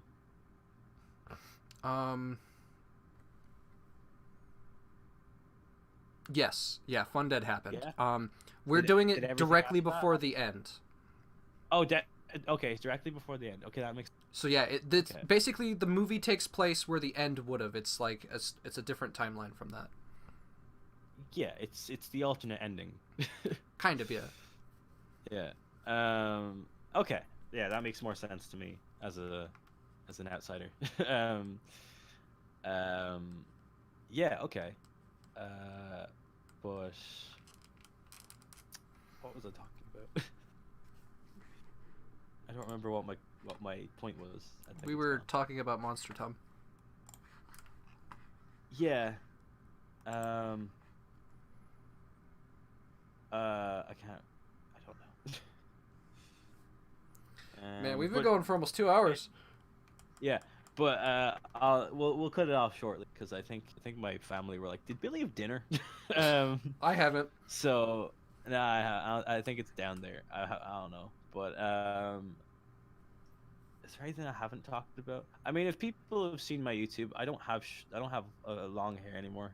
I mean, you don't either. No, yeah, no, my hair's gone. I've shown that off in a previous stream. Yeah, I think I showed it off in one of my older videos from last year. But yeah. So the floof. Well, no, my floof is still there, but it's just not long floof. Yeah, it's why you draw. I mean, people can see your avatar, so like. Yeah, my character is like it's like he's still got hair. He's still got the fringe and stuff, but it's kind of like thrown up in the air now. Tom or Matt are not involved with the movie. It's not official. They are not. Nope. Tom and I work together because we are working on Crash Zoom. I've worked with Matt separately to do Eddsworld stuff, such as like the comics, and chatted to him separately. But neither of them are part of the film directly. Tom is cool with the movie. He just doesn't want to be part of it. Yeah. And I think Matt has stated a similar thing. Yeah, it's a little bit more complicated with Matt because Yeah, it's got more to do with copyright, but it's still kind of chill. Yeah, Matt says like the movie is the last thing we're allowed to do that is Eddsworld. So oh yeah, and that's okay. No shorts, which I'm totally fine with because those just get in the way anyway. Also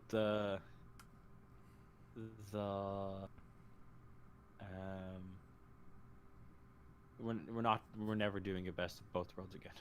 Yeah, no, that was before we didn't me. touch that though. I didn't even see that come into fruition until it actually came out. Yeah, Mark has a bad habit of like starting things and not telling anyone about them.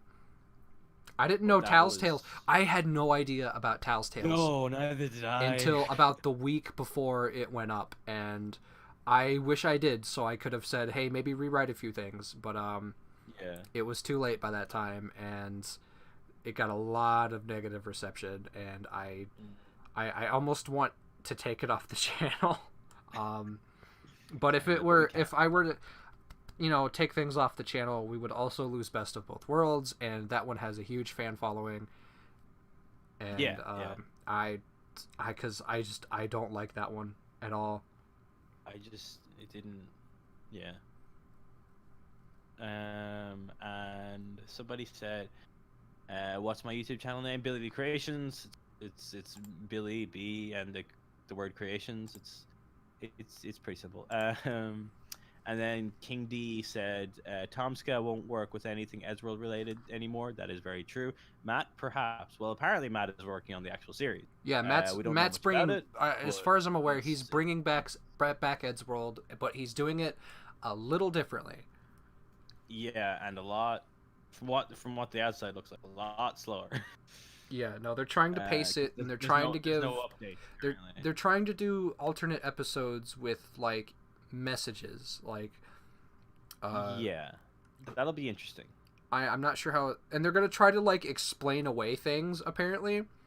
So they're gonna try to explain away Tord. They're gonna deal with Dead John.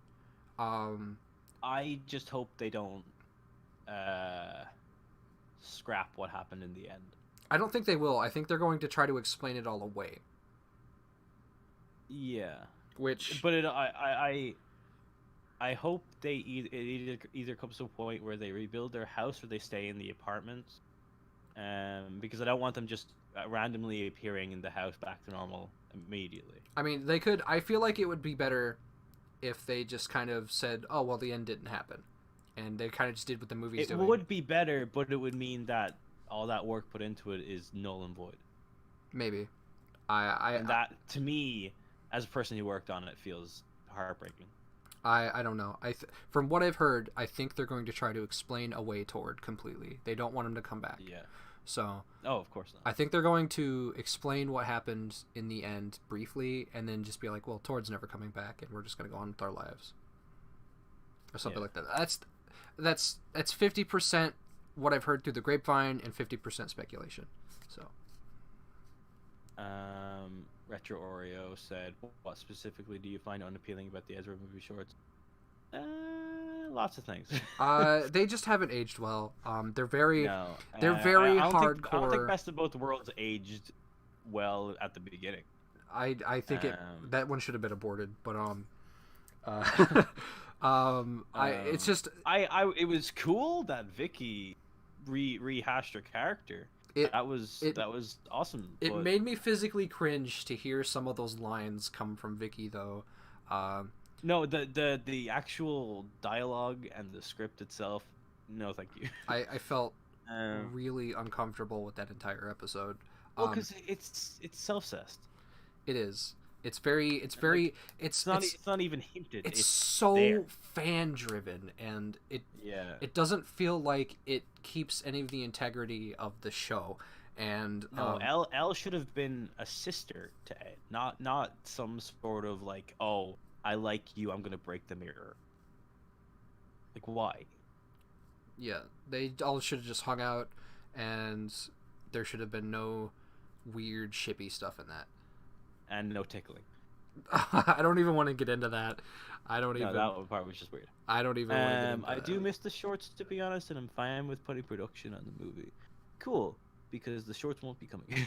Well, see, I've had this idea. It's obviously it hasn't happened. Well, the crew shorts will be coming. Maybe. Yeah. I did set up like a separate team, separate from the movie, to work on crew shorts. So we do have the movie crew, and then there's like a couple people who said they would like to work on specifically crew shorts. But I have one written, and I actually have two written. I have two shorts written. One is a crew short, and one is actually a non-canon Eddsworld short. So it's completely fan based, like with fan characters. So it's because we can't use the official characters anymore besides the movie. But like it was gonna be like a thing we did around April Fools to like get people like questioning things. Like, is this real? Is this gonna happen? But we ended up not being able to do it in time because I was at my job and I couldn't direct people, and everyone else was busy at the time. But we're still probably gonna make it. And what happened? Oh, what happened to Camp Cowardly? I was this is before you were there.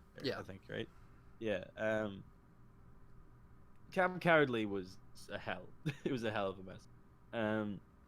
I don't know much about it, and it's whatever. But it was written and it was made to be done by Anthony and Aniko. Anthony taking the first half of it, and Aniko taking the second. Aniko fell off the face of the planet after, don't know what happened to him. Nobody found out why. We can't find him anymore. It's become a whole Tord situation. But that went south, and then I think it was supposed to be reanimated by somebody else, and I can't remember who. And that didn't come out either. I think it was David Toon, maybe. And that didn't happen either because of time, and just stuff didn't work out. And it was long. It was like 10 minutes or something.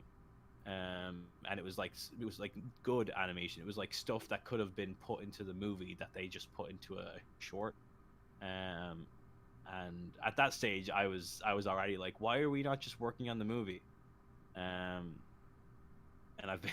I was like that for years. I was like, why are we not just working on the movie? Why are there shorts? Why is any of this? You know?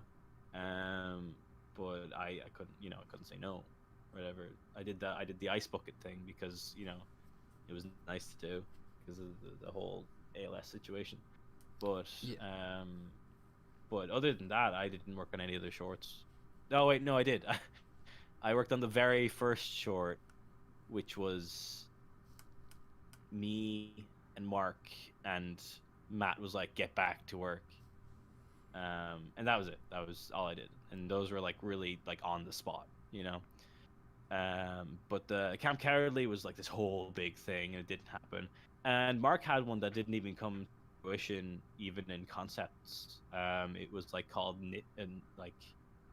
Nitbits or Bitwits or something, and it was about the Edgeworld guys like being thrown into a video game, like the Legend of Zelda style, because Ed drew that like Four Swords thing years ago on DeviantArt. And I think that went nowhere either. I actually wrote a short. I don't know if you remember this, because I ran this short by everybody just as like the whole Matt telling us that we couldn't do shorts thing was going into effect. Oh yeah. It was called, what was it called? It was I don't even remember. Cola Blooded. Yeah. It was okay. So it was. I got the idea from John, because John said he wanted to do something similar, but it was a lot like darker the way he wanted to do it. But Yeah.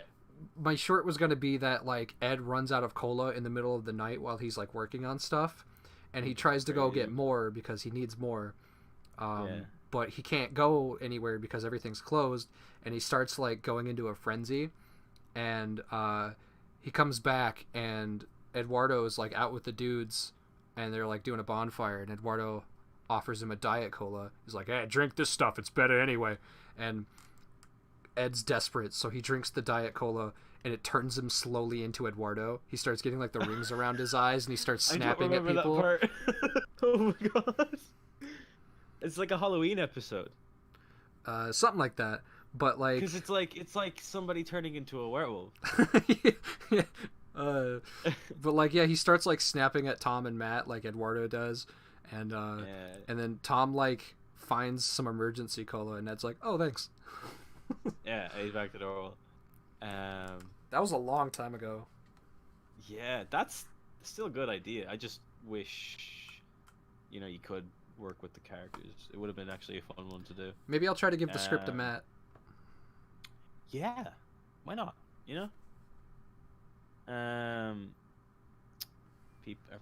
People asked anything recently? No, Camp Carolee. Someone stopped watching Edgeworld, but not us. Some people stopped watching Edgeworld, but not us. I stopped watching Edgeworld. Billy, do you have any favorite singers? I favorite singers. I have a lot of bands. I think my favorite singer is Daniel, just because he's so cool. Damn, Daniel. Damn, Daniel. Just because I just love his voice. And Starlight Brigade just shows his range so well. But yeah, NSP are probably one of my favorite bands because I've if not all their CDs besides Under the Covers. I used to have to. I used to have a couple Starbomb and NSP CDs, and they're gone now. Yeah. I remember when Starbomb first released their first album, I got it signed and with the stickers and everything. Ooh, and that is gone now. Oh no. I lost a lot of that cool stuff. I had so many different CDs that were signed by the bands when I went to things, and they're just all gone. God. I think I like I used to be huge into punk pop. I never had an air quotes emo phase, but I've always had I guess it's an alt phase. I don't know. But I never dressed like it. I just liked the music. And still a really big fan of punk, and I still listen to a lot of it today. But I also do love Zelda pieces, like orchestral, just flowing pieces, and then there's the jazz and whatever. But yeah, it's a lot of big mixes, Yeah. There's nothing definite, but I think NSP, if people were looking for a legitimate band, I used to be really into either All Time Low, so that was my big thing, and then if you talk about the comedy stuff, that's definitely NSP. So that's the question answered. Yeah, I've always been into ska. Ska has been my genre for years. I really like Real Big Fish. Real Big Fish, Less Than Jake, fucking Yeah, less than Jake. Two-Tone, or not Two-Tone, the Toasters. My favorite song ever in the ska genre is Two-Tone Army. I don't know why. It probably has something to do with kablam, but like it's such a good tone. Like it's a good melody. It's really slow, but it's really just fun. Yeah, when music is fun, that's always good. Yeah, like Guys, what is Eddsworld was what is Eddsworld was real? Oh, what if Eddsworld was real? How Tom would look? Tom would look like him if Eddsworld was real. Because that's Tom. He would just have no eyes or black Yeah. eyes, depending on what your opinion on that is. He has eyes. They're black. That is an official statement by Ed and Tom. Okay. Well, they also have done like. But he can put his hand through them. There was also the Play-Doh joke. Yeah. See, this might be a spoiler, but I kind of want to do a bit in the movie where there's a scene where that kind of comes back in. There's a scene where guns are being fired and a bullet flies at Tom. He's like, "Hey Tom, can you take a look?" And Tom, watch out for the kid. Sorry. Tom gets up to look to see if there's any danger, and a bullet flies into one of his eye sockets, dings around his head, and then flies out the other. That's funny. Because I like the idea of playing with both sides of that coin. Yeah. I mean, like they said, that's it's an official statement. They said that, but I don't know how they got around it. They were like, yeah, he has black eyes, but, and never actually said what the but. I think they're probably like portals or something that just, like, it's just like a hole that goes in, comes out the other kind of situation or something. Maybe. Maybe. What if they're cartoon like pocket holes? Yeah, that's what I mean. Like you just put a black surface on the ground and it's an actual hole. Yeah, I like that theory. I like that his eyes are just cartoon portals. Because that means that there's still eyes. It means that they're not sockets. Yeah, they're on his face. Yeah, but they're also they're malleable for what any instance that a cartoon might need. Yeah, I think it might just be a fact that it's a cartoon.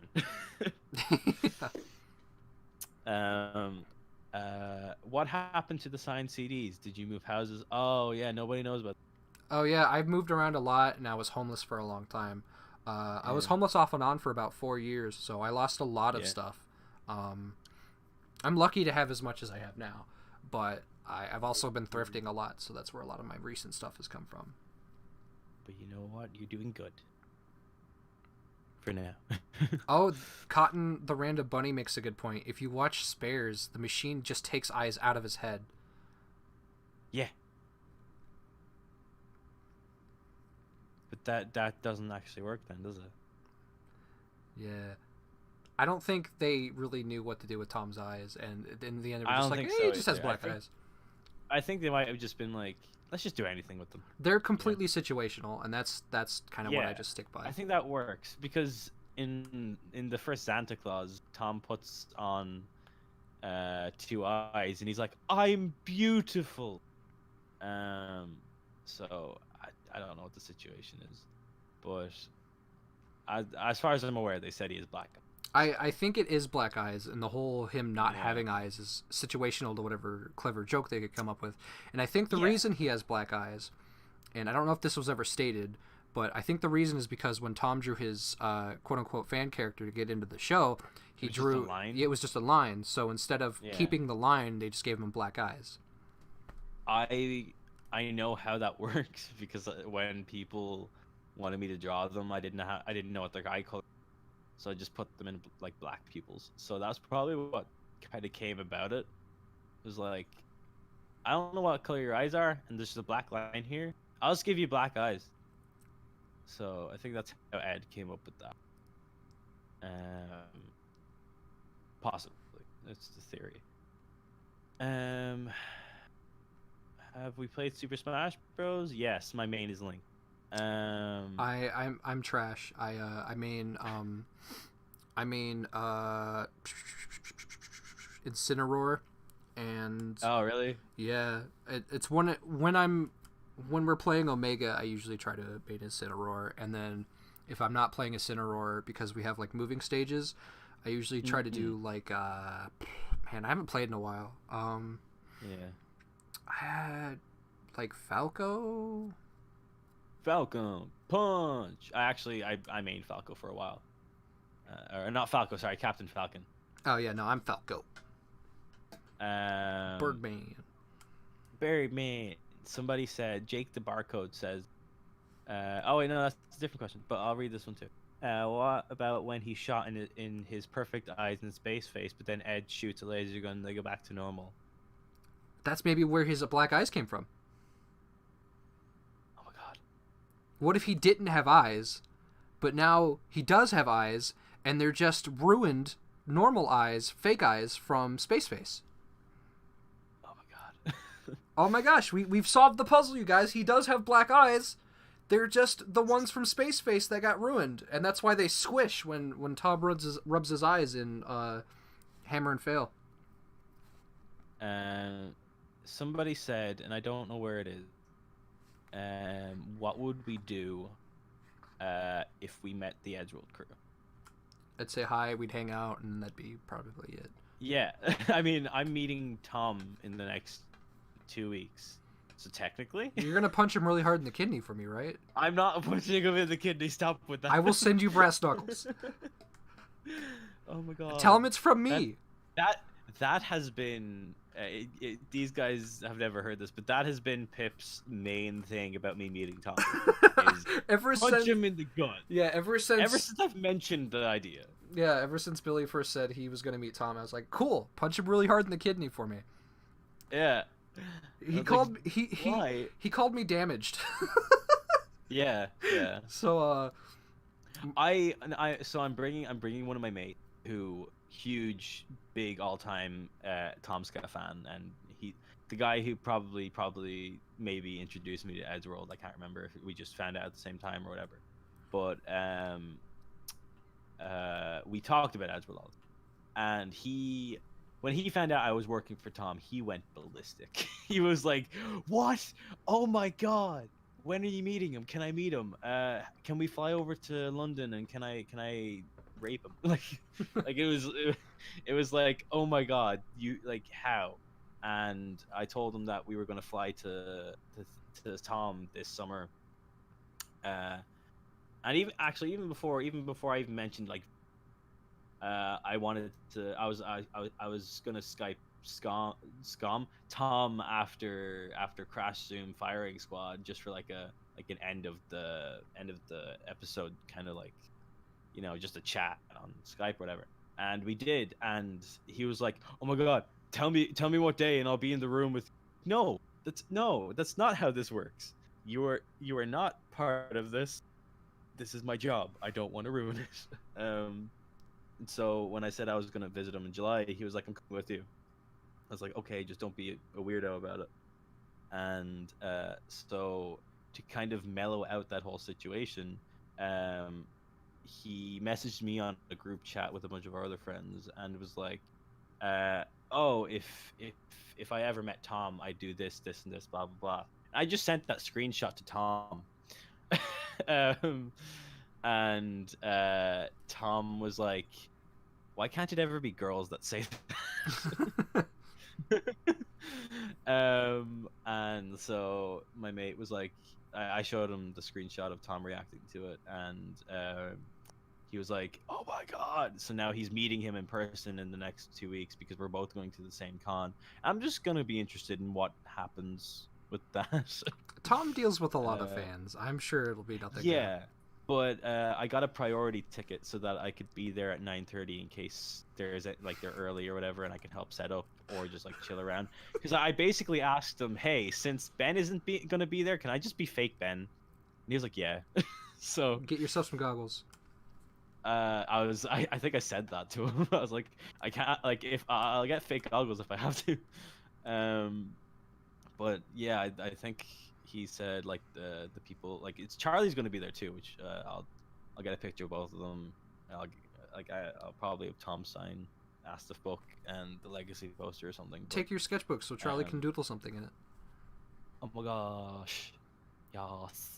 I do that Um, anytime I meet up with an artist friend. I always carry my sketchbook so that we can like trade doodles. Yes. So if me and you ever meet, you got to doodle in my sketchbook. It's the rule. Oh, dude, hell yes. But yeah, I'm very excited to meet them. I'm gonna be very mellow about it though, because I've talked to them before. Like it's like I've never met them before. Yeah, they're but, just your buds now. Yeah, it's like if it was me when I was 9, that's a different story. But yeah, it'll be a cool time, and I'm not punching him in the kidney. Well, then at least tell him I wanted you to punch him in the kidney. Oh no, I will tell him. I will tell him what happens. Like, I really wish I had a set of brass knuckles that I could send you, so you could like take them to Tom and give them to him, and he's like, and one of them says Tom, the other one says kidney. so that like you could hand them to me and be like, listen, Yeah. Pip, you know the Enzo movie guy, he wanted me to punch you really hard in the kidney, but out of respect for you, I'm not. Otherwise, it would be very funny. He said, "Oh, this is funny. I don't know if he cares, but he sent me a picture or he sent me a video Tom did a few months ago, of him by himself in the studio, and he was just throwing knives at boxes and stuff, and I think he accidentally stabbed the merch box, and it was like, oh no." That's not, like the end of the video is just that was it. But, yeah, he's a funny dude. Apparently, every holiday he gets himself a new knife, which I think is pretty dope. Yeah, he likes weapons a lot. He's very does. American for a Brit. Yeah, I mean, I'm very American for an Irish person.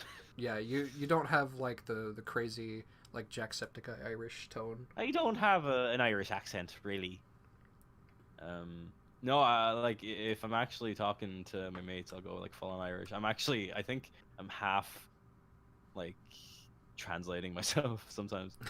The Irish in me comes out sometimes when because like I don't pronounce my T's on half the words. Like lot is a lot, or a lot. or bat. Like if I was actually doing like bat, it'd be like bat. You know, like there's no T's. It's very European. I'm in Europe. Yeah. I ain't the UK, so but yeah, I'd be talking like this half the time if I was like full on Irish, but I don't, luckily. So it's a good mixture of it.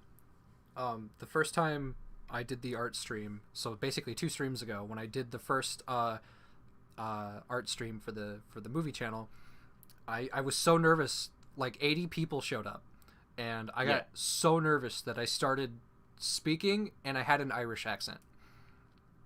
Oh, how are you guys? Well, welcome to the stream. Well, it wasn't. It was more subtle, but like if you go back and listen to it, you can hear like, oh yeah, there's kind of a bit of that in there. You're not. Are you even part Irish? Yes, that's okay. it's in my genetics, and I talk to a lot of people in that area. So okay. I have a lot of British and a couple of Irish friends, and I have a Scottish friend, and so sometimes that stuff that stuff just rubs off on me. Sometimes I no longer call bins trash cans. I call them bins now. Yeah. So trash can is just odd to say now. Yeah, no, it is, and I no longer say raccoon. I no longer say raccoon. I say raccoon. Yeah, raccoons. And sometimes I even throw like the in it, like the raccoon. Raccoon. What else was there?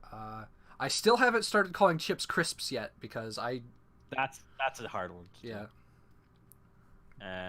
But French fries are chips, so. Yeah. Somebody asked you what your favorite chips were, and I was about to be like chips/crisps. Okay, so yeah, my favorite crisps. I don't know. Some off-brand or some like brand that nobody knows. Because I mean, no, actually, Pringles are good. I like barbecue Pringles. Dude, Pringles are top tier crispy chips. Yeah. or if we're going for a night out, like like at a birthday sesh, which is like drinking session kind of thing. I will get hot and spicy Doritos with sour cream dip. Ooh. Uh, And if we're getting cool ranch Doritos, or whatever they're called, cool original Doritos, you get the salsa dip. There you can't do the other way around. you gotta conflict those flavors. Yeah, you got to get the contrast. You can't just do whatever. Um, And a lot of people are like, why do that? And I'm like, because it tastes delicious. Shut up. that is a thing I've noticed that you've mentioned, like how you go to places and you have drinks with buds. Yeah, That's funny because way too much. that's funny because like people are like, oh, what's an Irish stereotype, and I'm just like, well, I don't drink that often though. I'm not a huge drinker. It- All my friends will go out and they'll get lashed, as they say. oh, But give me the pint of the I'll black be- stuff. I don't drink Guinness. I don't like beer. I've had beer. I've had Guinness. I've had stout. I've had ale. Whatever. I don't like anything but Orchard Thieves cider. See, I'm the same way. I drink a Mike's But Hard whiskey. Lemonade. I also love whiskey, rum, and anything that's a spirit. So I just drink hard lemonades because I just like something that tastes like a cola. But that's. yeah, anything with just like a mix is fine with me. But I'm not a big fan of drinking at all. In fact, I would say even less so in like groups. Yeah. Like I think I'll drink more. say I know I keep saying this, but say we were to hypothetically hang out at some point. I'd probably Yeah. be okay. Like if it was me and you hanging out somewhere, I'd probably be okay with having a Mike's Hard. But like if we were in a group No, of people who were all drinking, I would be get non-existent. cocktails with you. I would be non-existent in a group any larger than 4 people with alcohol. Really? Yeah, I don't even like being in No, groups of people am- larger than 4 in general. I start to get My panicked. group is like 10 people, maybe more. That would scare me. I would be so quiet. Really? Yeah. I'm- I've noticed this about myself. I'm a huge extrovert though. I mean, I am too, but like not in large groups. I have Well, especially if you don't know the people, but I've known. it doesn't matter if I've really? been in situations where I've known like everybody in the room. I have the worst crowd anxiety that I can't explain, because I love talking to people. I love socializing and talking, but the moment it gets in over like 4 people, that's when the anxiety starts to sink in, and I start to Okay, just yeah. like shut down. Of course. Ah. Oh, that's a good one. I'm drinking LaCroix. Don't judge me. I've never had LaCroix. Don't have LaCroix. I'm drinking the orange kind because like all the other flavors look really gross, but the orange kind is gross. It just tastes like orange rind. Isn't it just fizzy water? It's kind of fizzy water. With flavors? Yeah. But Yeah. this orange LaCroix tastes like the outside of an orange. It tastes like the rind. Ew. Yeah, it's not good. I'm only drinking it Honestly, because we though, bought it. like I since we don't have LaCroix, I'll get myself like fizzy water with flavoring in it, as like a way to wean myself off Coca-Cola, because I drink a lot of Coca-Cola, but like it's a good substitute, and definitely healthier. But Yeah. oh man, I just like Coca-Cola. I've got a 2-liter serving bottle here, and I used it as Dude. my water bottle. That's the horrible thing to say. I used to get the 2-liter bottle of cola every day for 5 years. Oh no! See, I would do that too. I would always buy a 2-liter and chug it in like a day and a half, and then Less. yeah, no, it was terrible. And I used to like whenever we'd go to the grocery store and I had like And I was $6. incredibly skinny. Yeah, no, you're one of the rare people who can be a freaking twig and have a high metabolism. My best buddy. But not anymore. I have a chub boy. Do you have a goblin body now? Are you like skinny everywhere except your gut? No, I'm thick everywhere except my face. Oh, I see. Like I like facially, I think anybody who's seen me has been like, that guy's skinny. You got fat eyebrows. I don't fix my eyebrows. I don't touch them. I just have caterpillar eyebrows, as my ex-girlfriend used to say. But I used to be like you don't use stone in America, do you? You use like kilograms and pounds and stuff. It's I mostly don't know how like it's mostly like that. let me see if I can find 7 stone to kg. I used to be 44 kilograms when I was 14, which is tiny, and definitely way under the weight I should have been. Yeah, that's like I that's what 96, 97 pounds, I think. 44 kg pounds. 97, yeah. Yeah. God, I can't believe I actually knew that. That's like, well, I mean, how old you said? I was 14 14 at until 97? like 16. I mean, that's Yeah. about. I think that's about average in America. Honestly, I think around 100 Oh, pounds. really? Yeah. And now I'm like, I'm a big old boy now. What am I? This is gonna sound dreadful. I'm I'm 196 pounds. Oh, dude, I'm like 230, 240. So don't even worry about it. Actually, I might be a stone lower. I might be like another set lower. Let me see. Yeah, I'm like midway through that. I'm midway through 182, 190.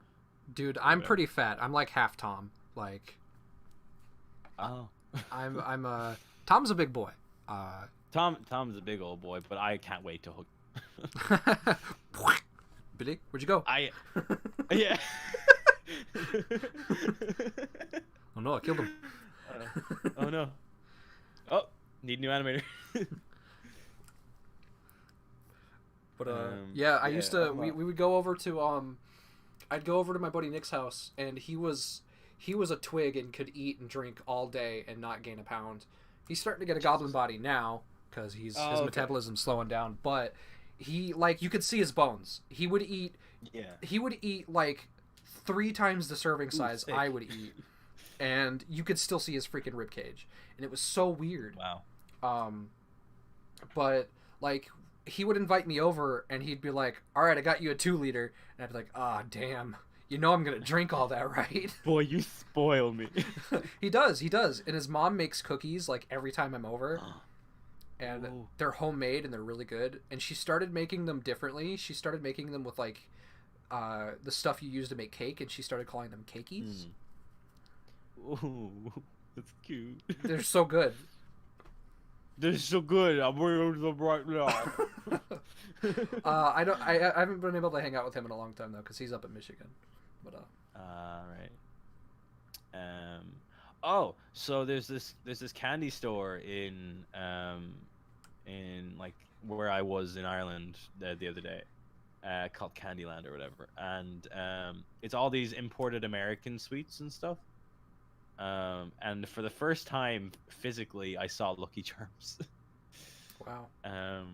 They don't sell them here. I wonder why. I wonder. But I did get to try a Jolly Rancher, which was interesting. And a Sour Patch Kid, and Twizzler. Jolly Ranchers are pretty good. Yeah, I like Jolly Ranchers. They're a little too sweet. I think is it Jolly Rancher gum you can get? I don't know. They make all sorts of like different variations of candies. I think I got that.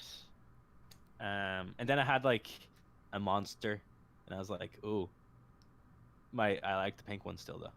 Monsters are disgusting to me now. They taste like metal. I used to drink like I used to drink one a day, and wow. Yeah, no, I have an irregular heartbeat, so that messed with my my body really bad. I started getting palpitations real bad, and I was like, I have to stop drinking these. But now I drink Rock Stars. they're similar, but they have more of like a fruity flavor to them. There's a pink Monster, and it tastes like Fanta Exotic. So I guess that's why people get that one all the time. Do a lot of people get the pink one? Yeah, I when I worked at Kenjo, which is the gas station I worked at, a lot of people would grab the pink Monsters. Yeah, it's just really tasty. The purple one's good too, but it's whatever.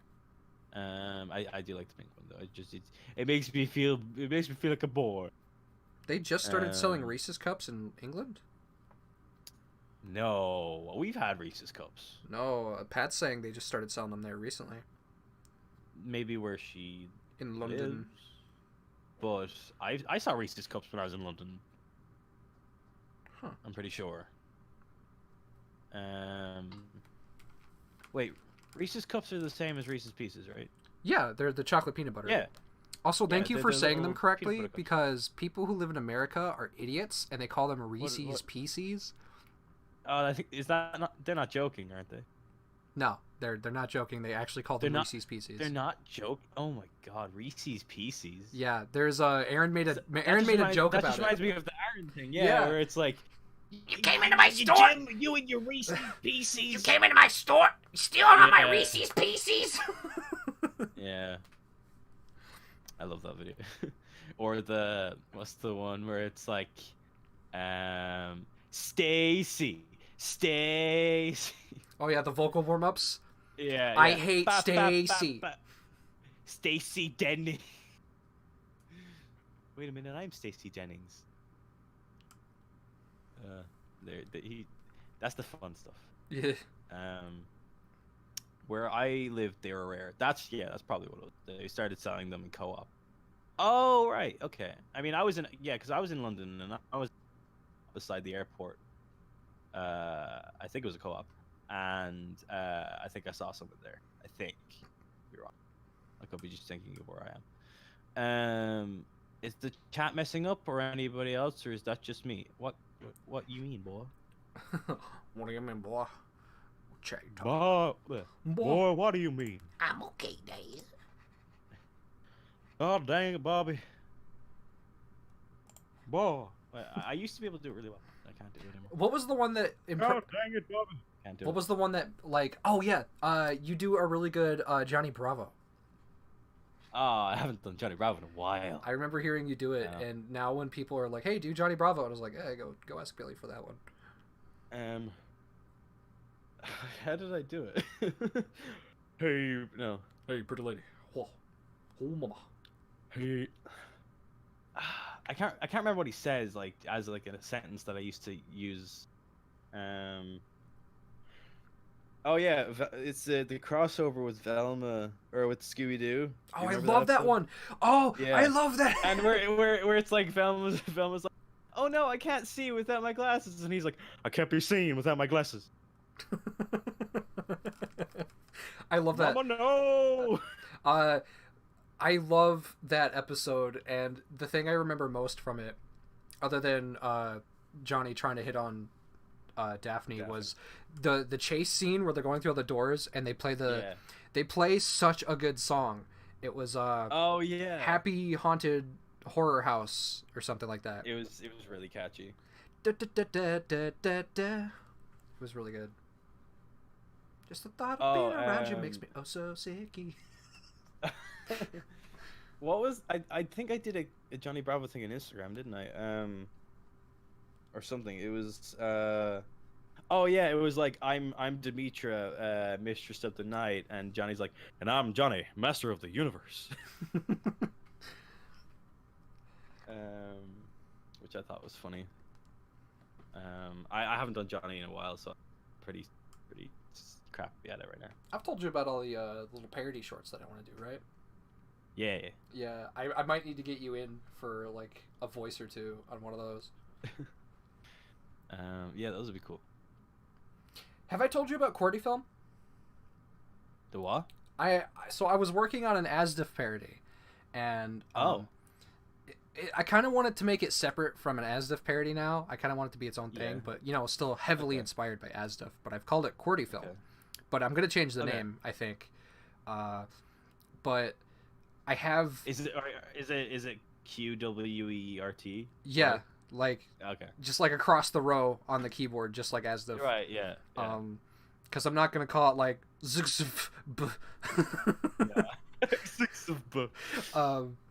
but like I have a bunch of shorts written, and I might want to run them by you. Sure. Actually, I might run them by chat here too. Actually, let me just open them, because oh shit, I don't have them written out. That's right, I recorded them with Cody. I'll just do a couple of them. But one of them, do you know what? How long have we been on for? We're over 2.5 hours. Oh wow, we're almost the length of Endgame. Why did you want to cut it We'll off? probably have to wrap it up in like 20 minutes. We can wrap it up now. It's fine. You sure? I want to hear your stuff. Okay. We'll do the QWERTY film thing. I'll get people's opinions, and then we'll call it good. Yeah. Yeah, just because I think I still need to get food. Yeah, I know. I need to eat as well. My stomach is going nuts right now. We're chubby boys. We need to eat. Yeah. Well, we don't need to eat, but gosh, I sure like to. But I was fasting today. I won't. But like one of the bits. Do you know what the game is? The what? I don't know if that's like made it to Ireland, but like it's just called the game. Where to play the game is to think of the game, and to think of the game is to lose the game. So like someone just walks up to you and goes, "You lost the game," and then you go, "Ah, shit." No. That's the whole game. Does anybody in chat know what I'm talking about? I know the Flash game called The Game. No. This was a thing that was really big when I was in school, and I've heard it in multiple schools that I went to, because I've moved around even a lot as a kid. That would mess with my head. So yeah, no, people would literally just go, "You lost the game," and everybody in class would go, "Fuck." But I might not do this skit now because everyone I've asked about this doesn't know what I'm talking about.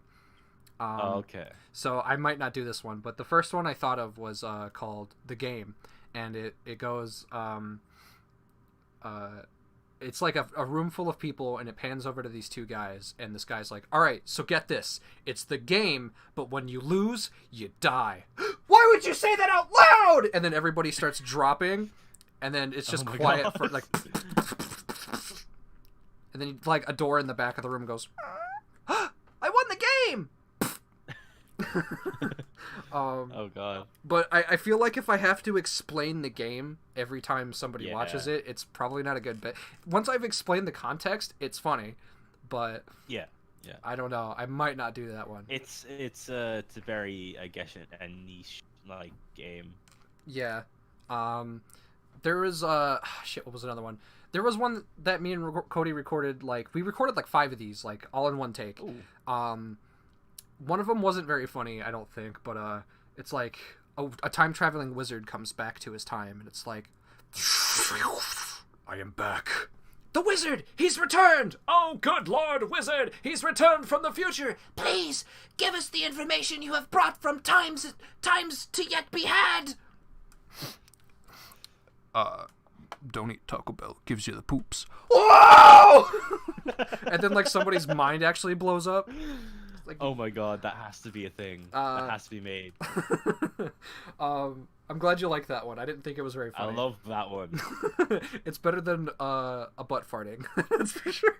Yeah. Oh yeah. But that's top of your resume right there. But oh yeah, you know, right? I didn't even put that in my animation reel. You sound so sour. No, I liked doing it. I mean, like it was interesting that I got to rip off a stickman's face, but like, I don't know. Putting a video or putting a clip of a white background and a white character with their face ripping off that isn't, that's like super quick. It's not good for reference, I guess. Yeah, I guess so. What was another one? It doesn't look good against the colored stuff. One of them was just called Infinity Stones. Oh god. Okay. So this guy, I don't know if I'm gonna make it Thanos or not, but a guy has like an Infinity Gauntlet. It's gonna be like simply drawn, but the Infinity Gauntlet I want to look detailed. So he's gonna like hold it up, and it's gonna be like, "Finally, after all these trials and tribulations and the time spent searching for the stones, I have all 6. And it like you just hear.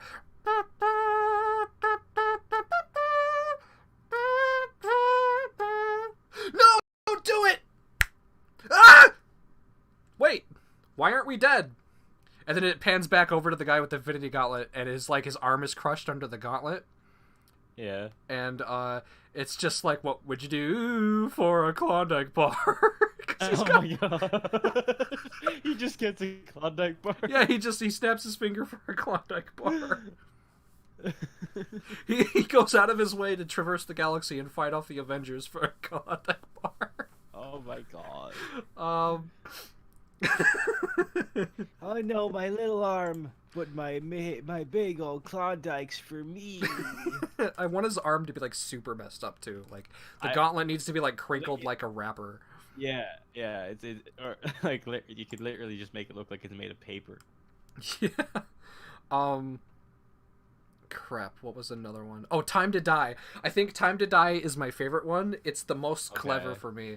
So, a guy walks up to another guy. He's like, "Hey, Tim, you got the time?" Or no. It's not. That's not how it goes. Hold on, I have to remember. Okay, so he's like, "Hey, Tim, you know what time it is?" And Tim puts on sunglasses and holds up a gun. He goes, "Yeah, it's time for you to die." Wait, isn't your watch a little slow?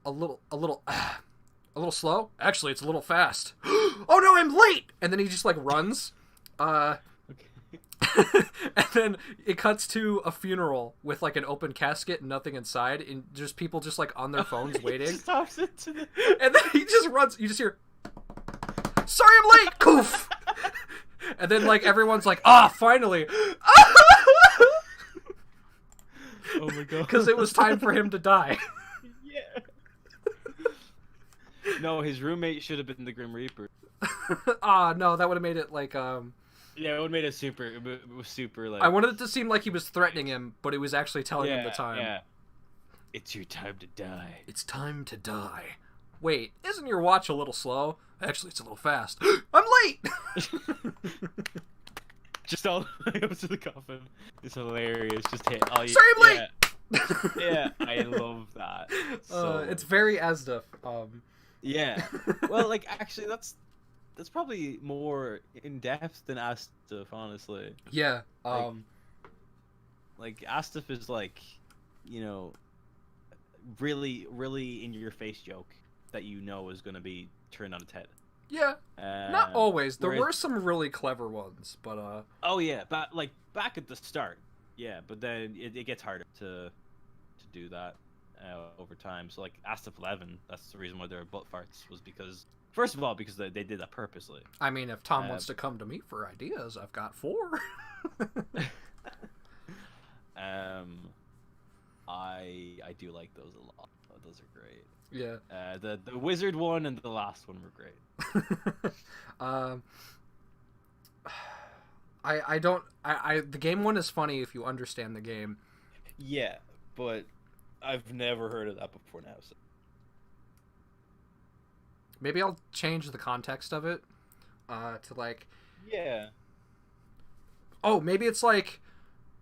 So I've implanted a chip, so if anyone hears a certain word, they all die.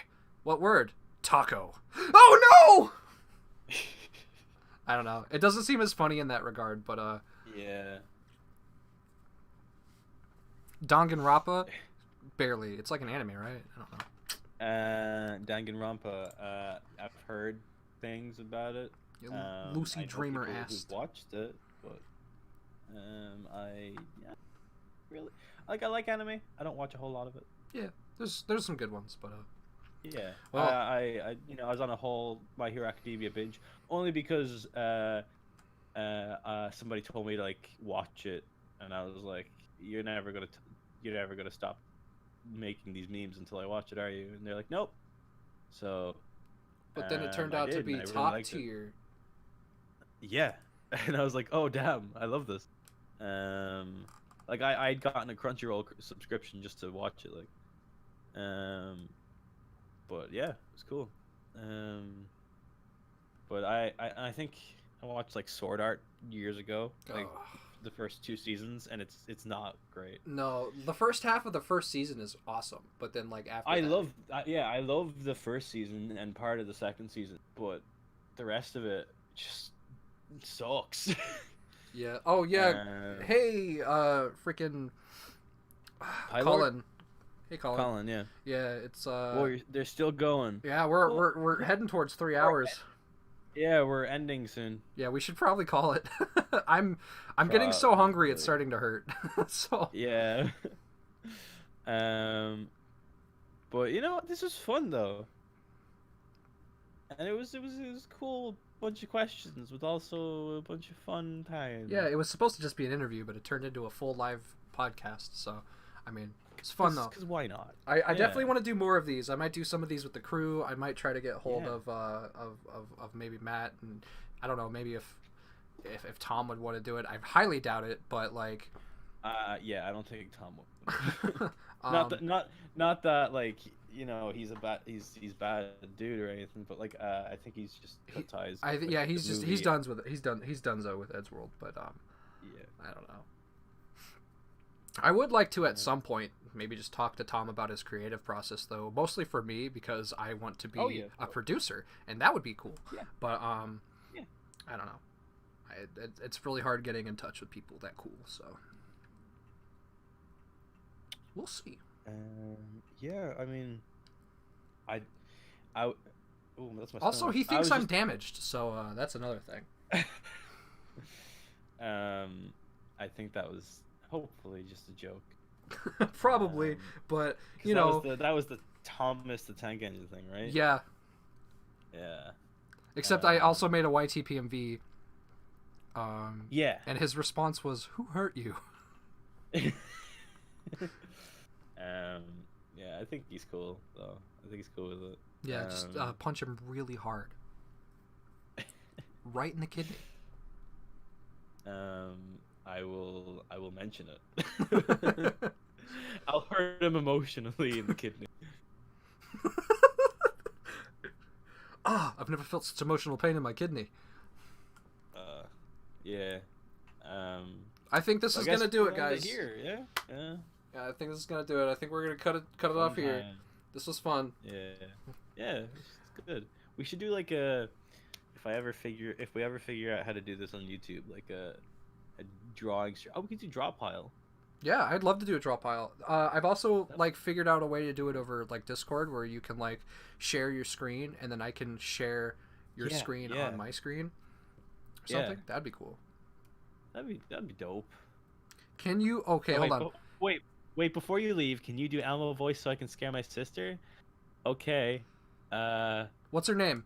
What's her name? So I Yeah, what's her what's first your name? sister's So name? I can do the Elmo voice and really like get to her. Yeah, cause like This would be really scary. All right, Yeah. we're gonna end on Elmo. That's gonna be great. Elmo loves Edgeworld. Yeah. Stay tuned for the Edgeworld fan movie. you can do it so much better than me. 2014. Kylie.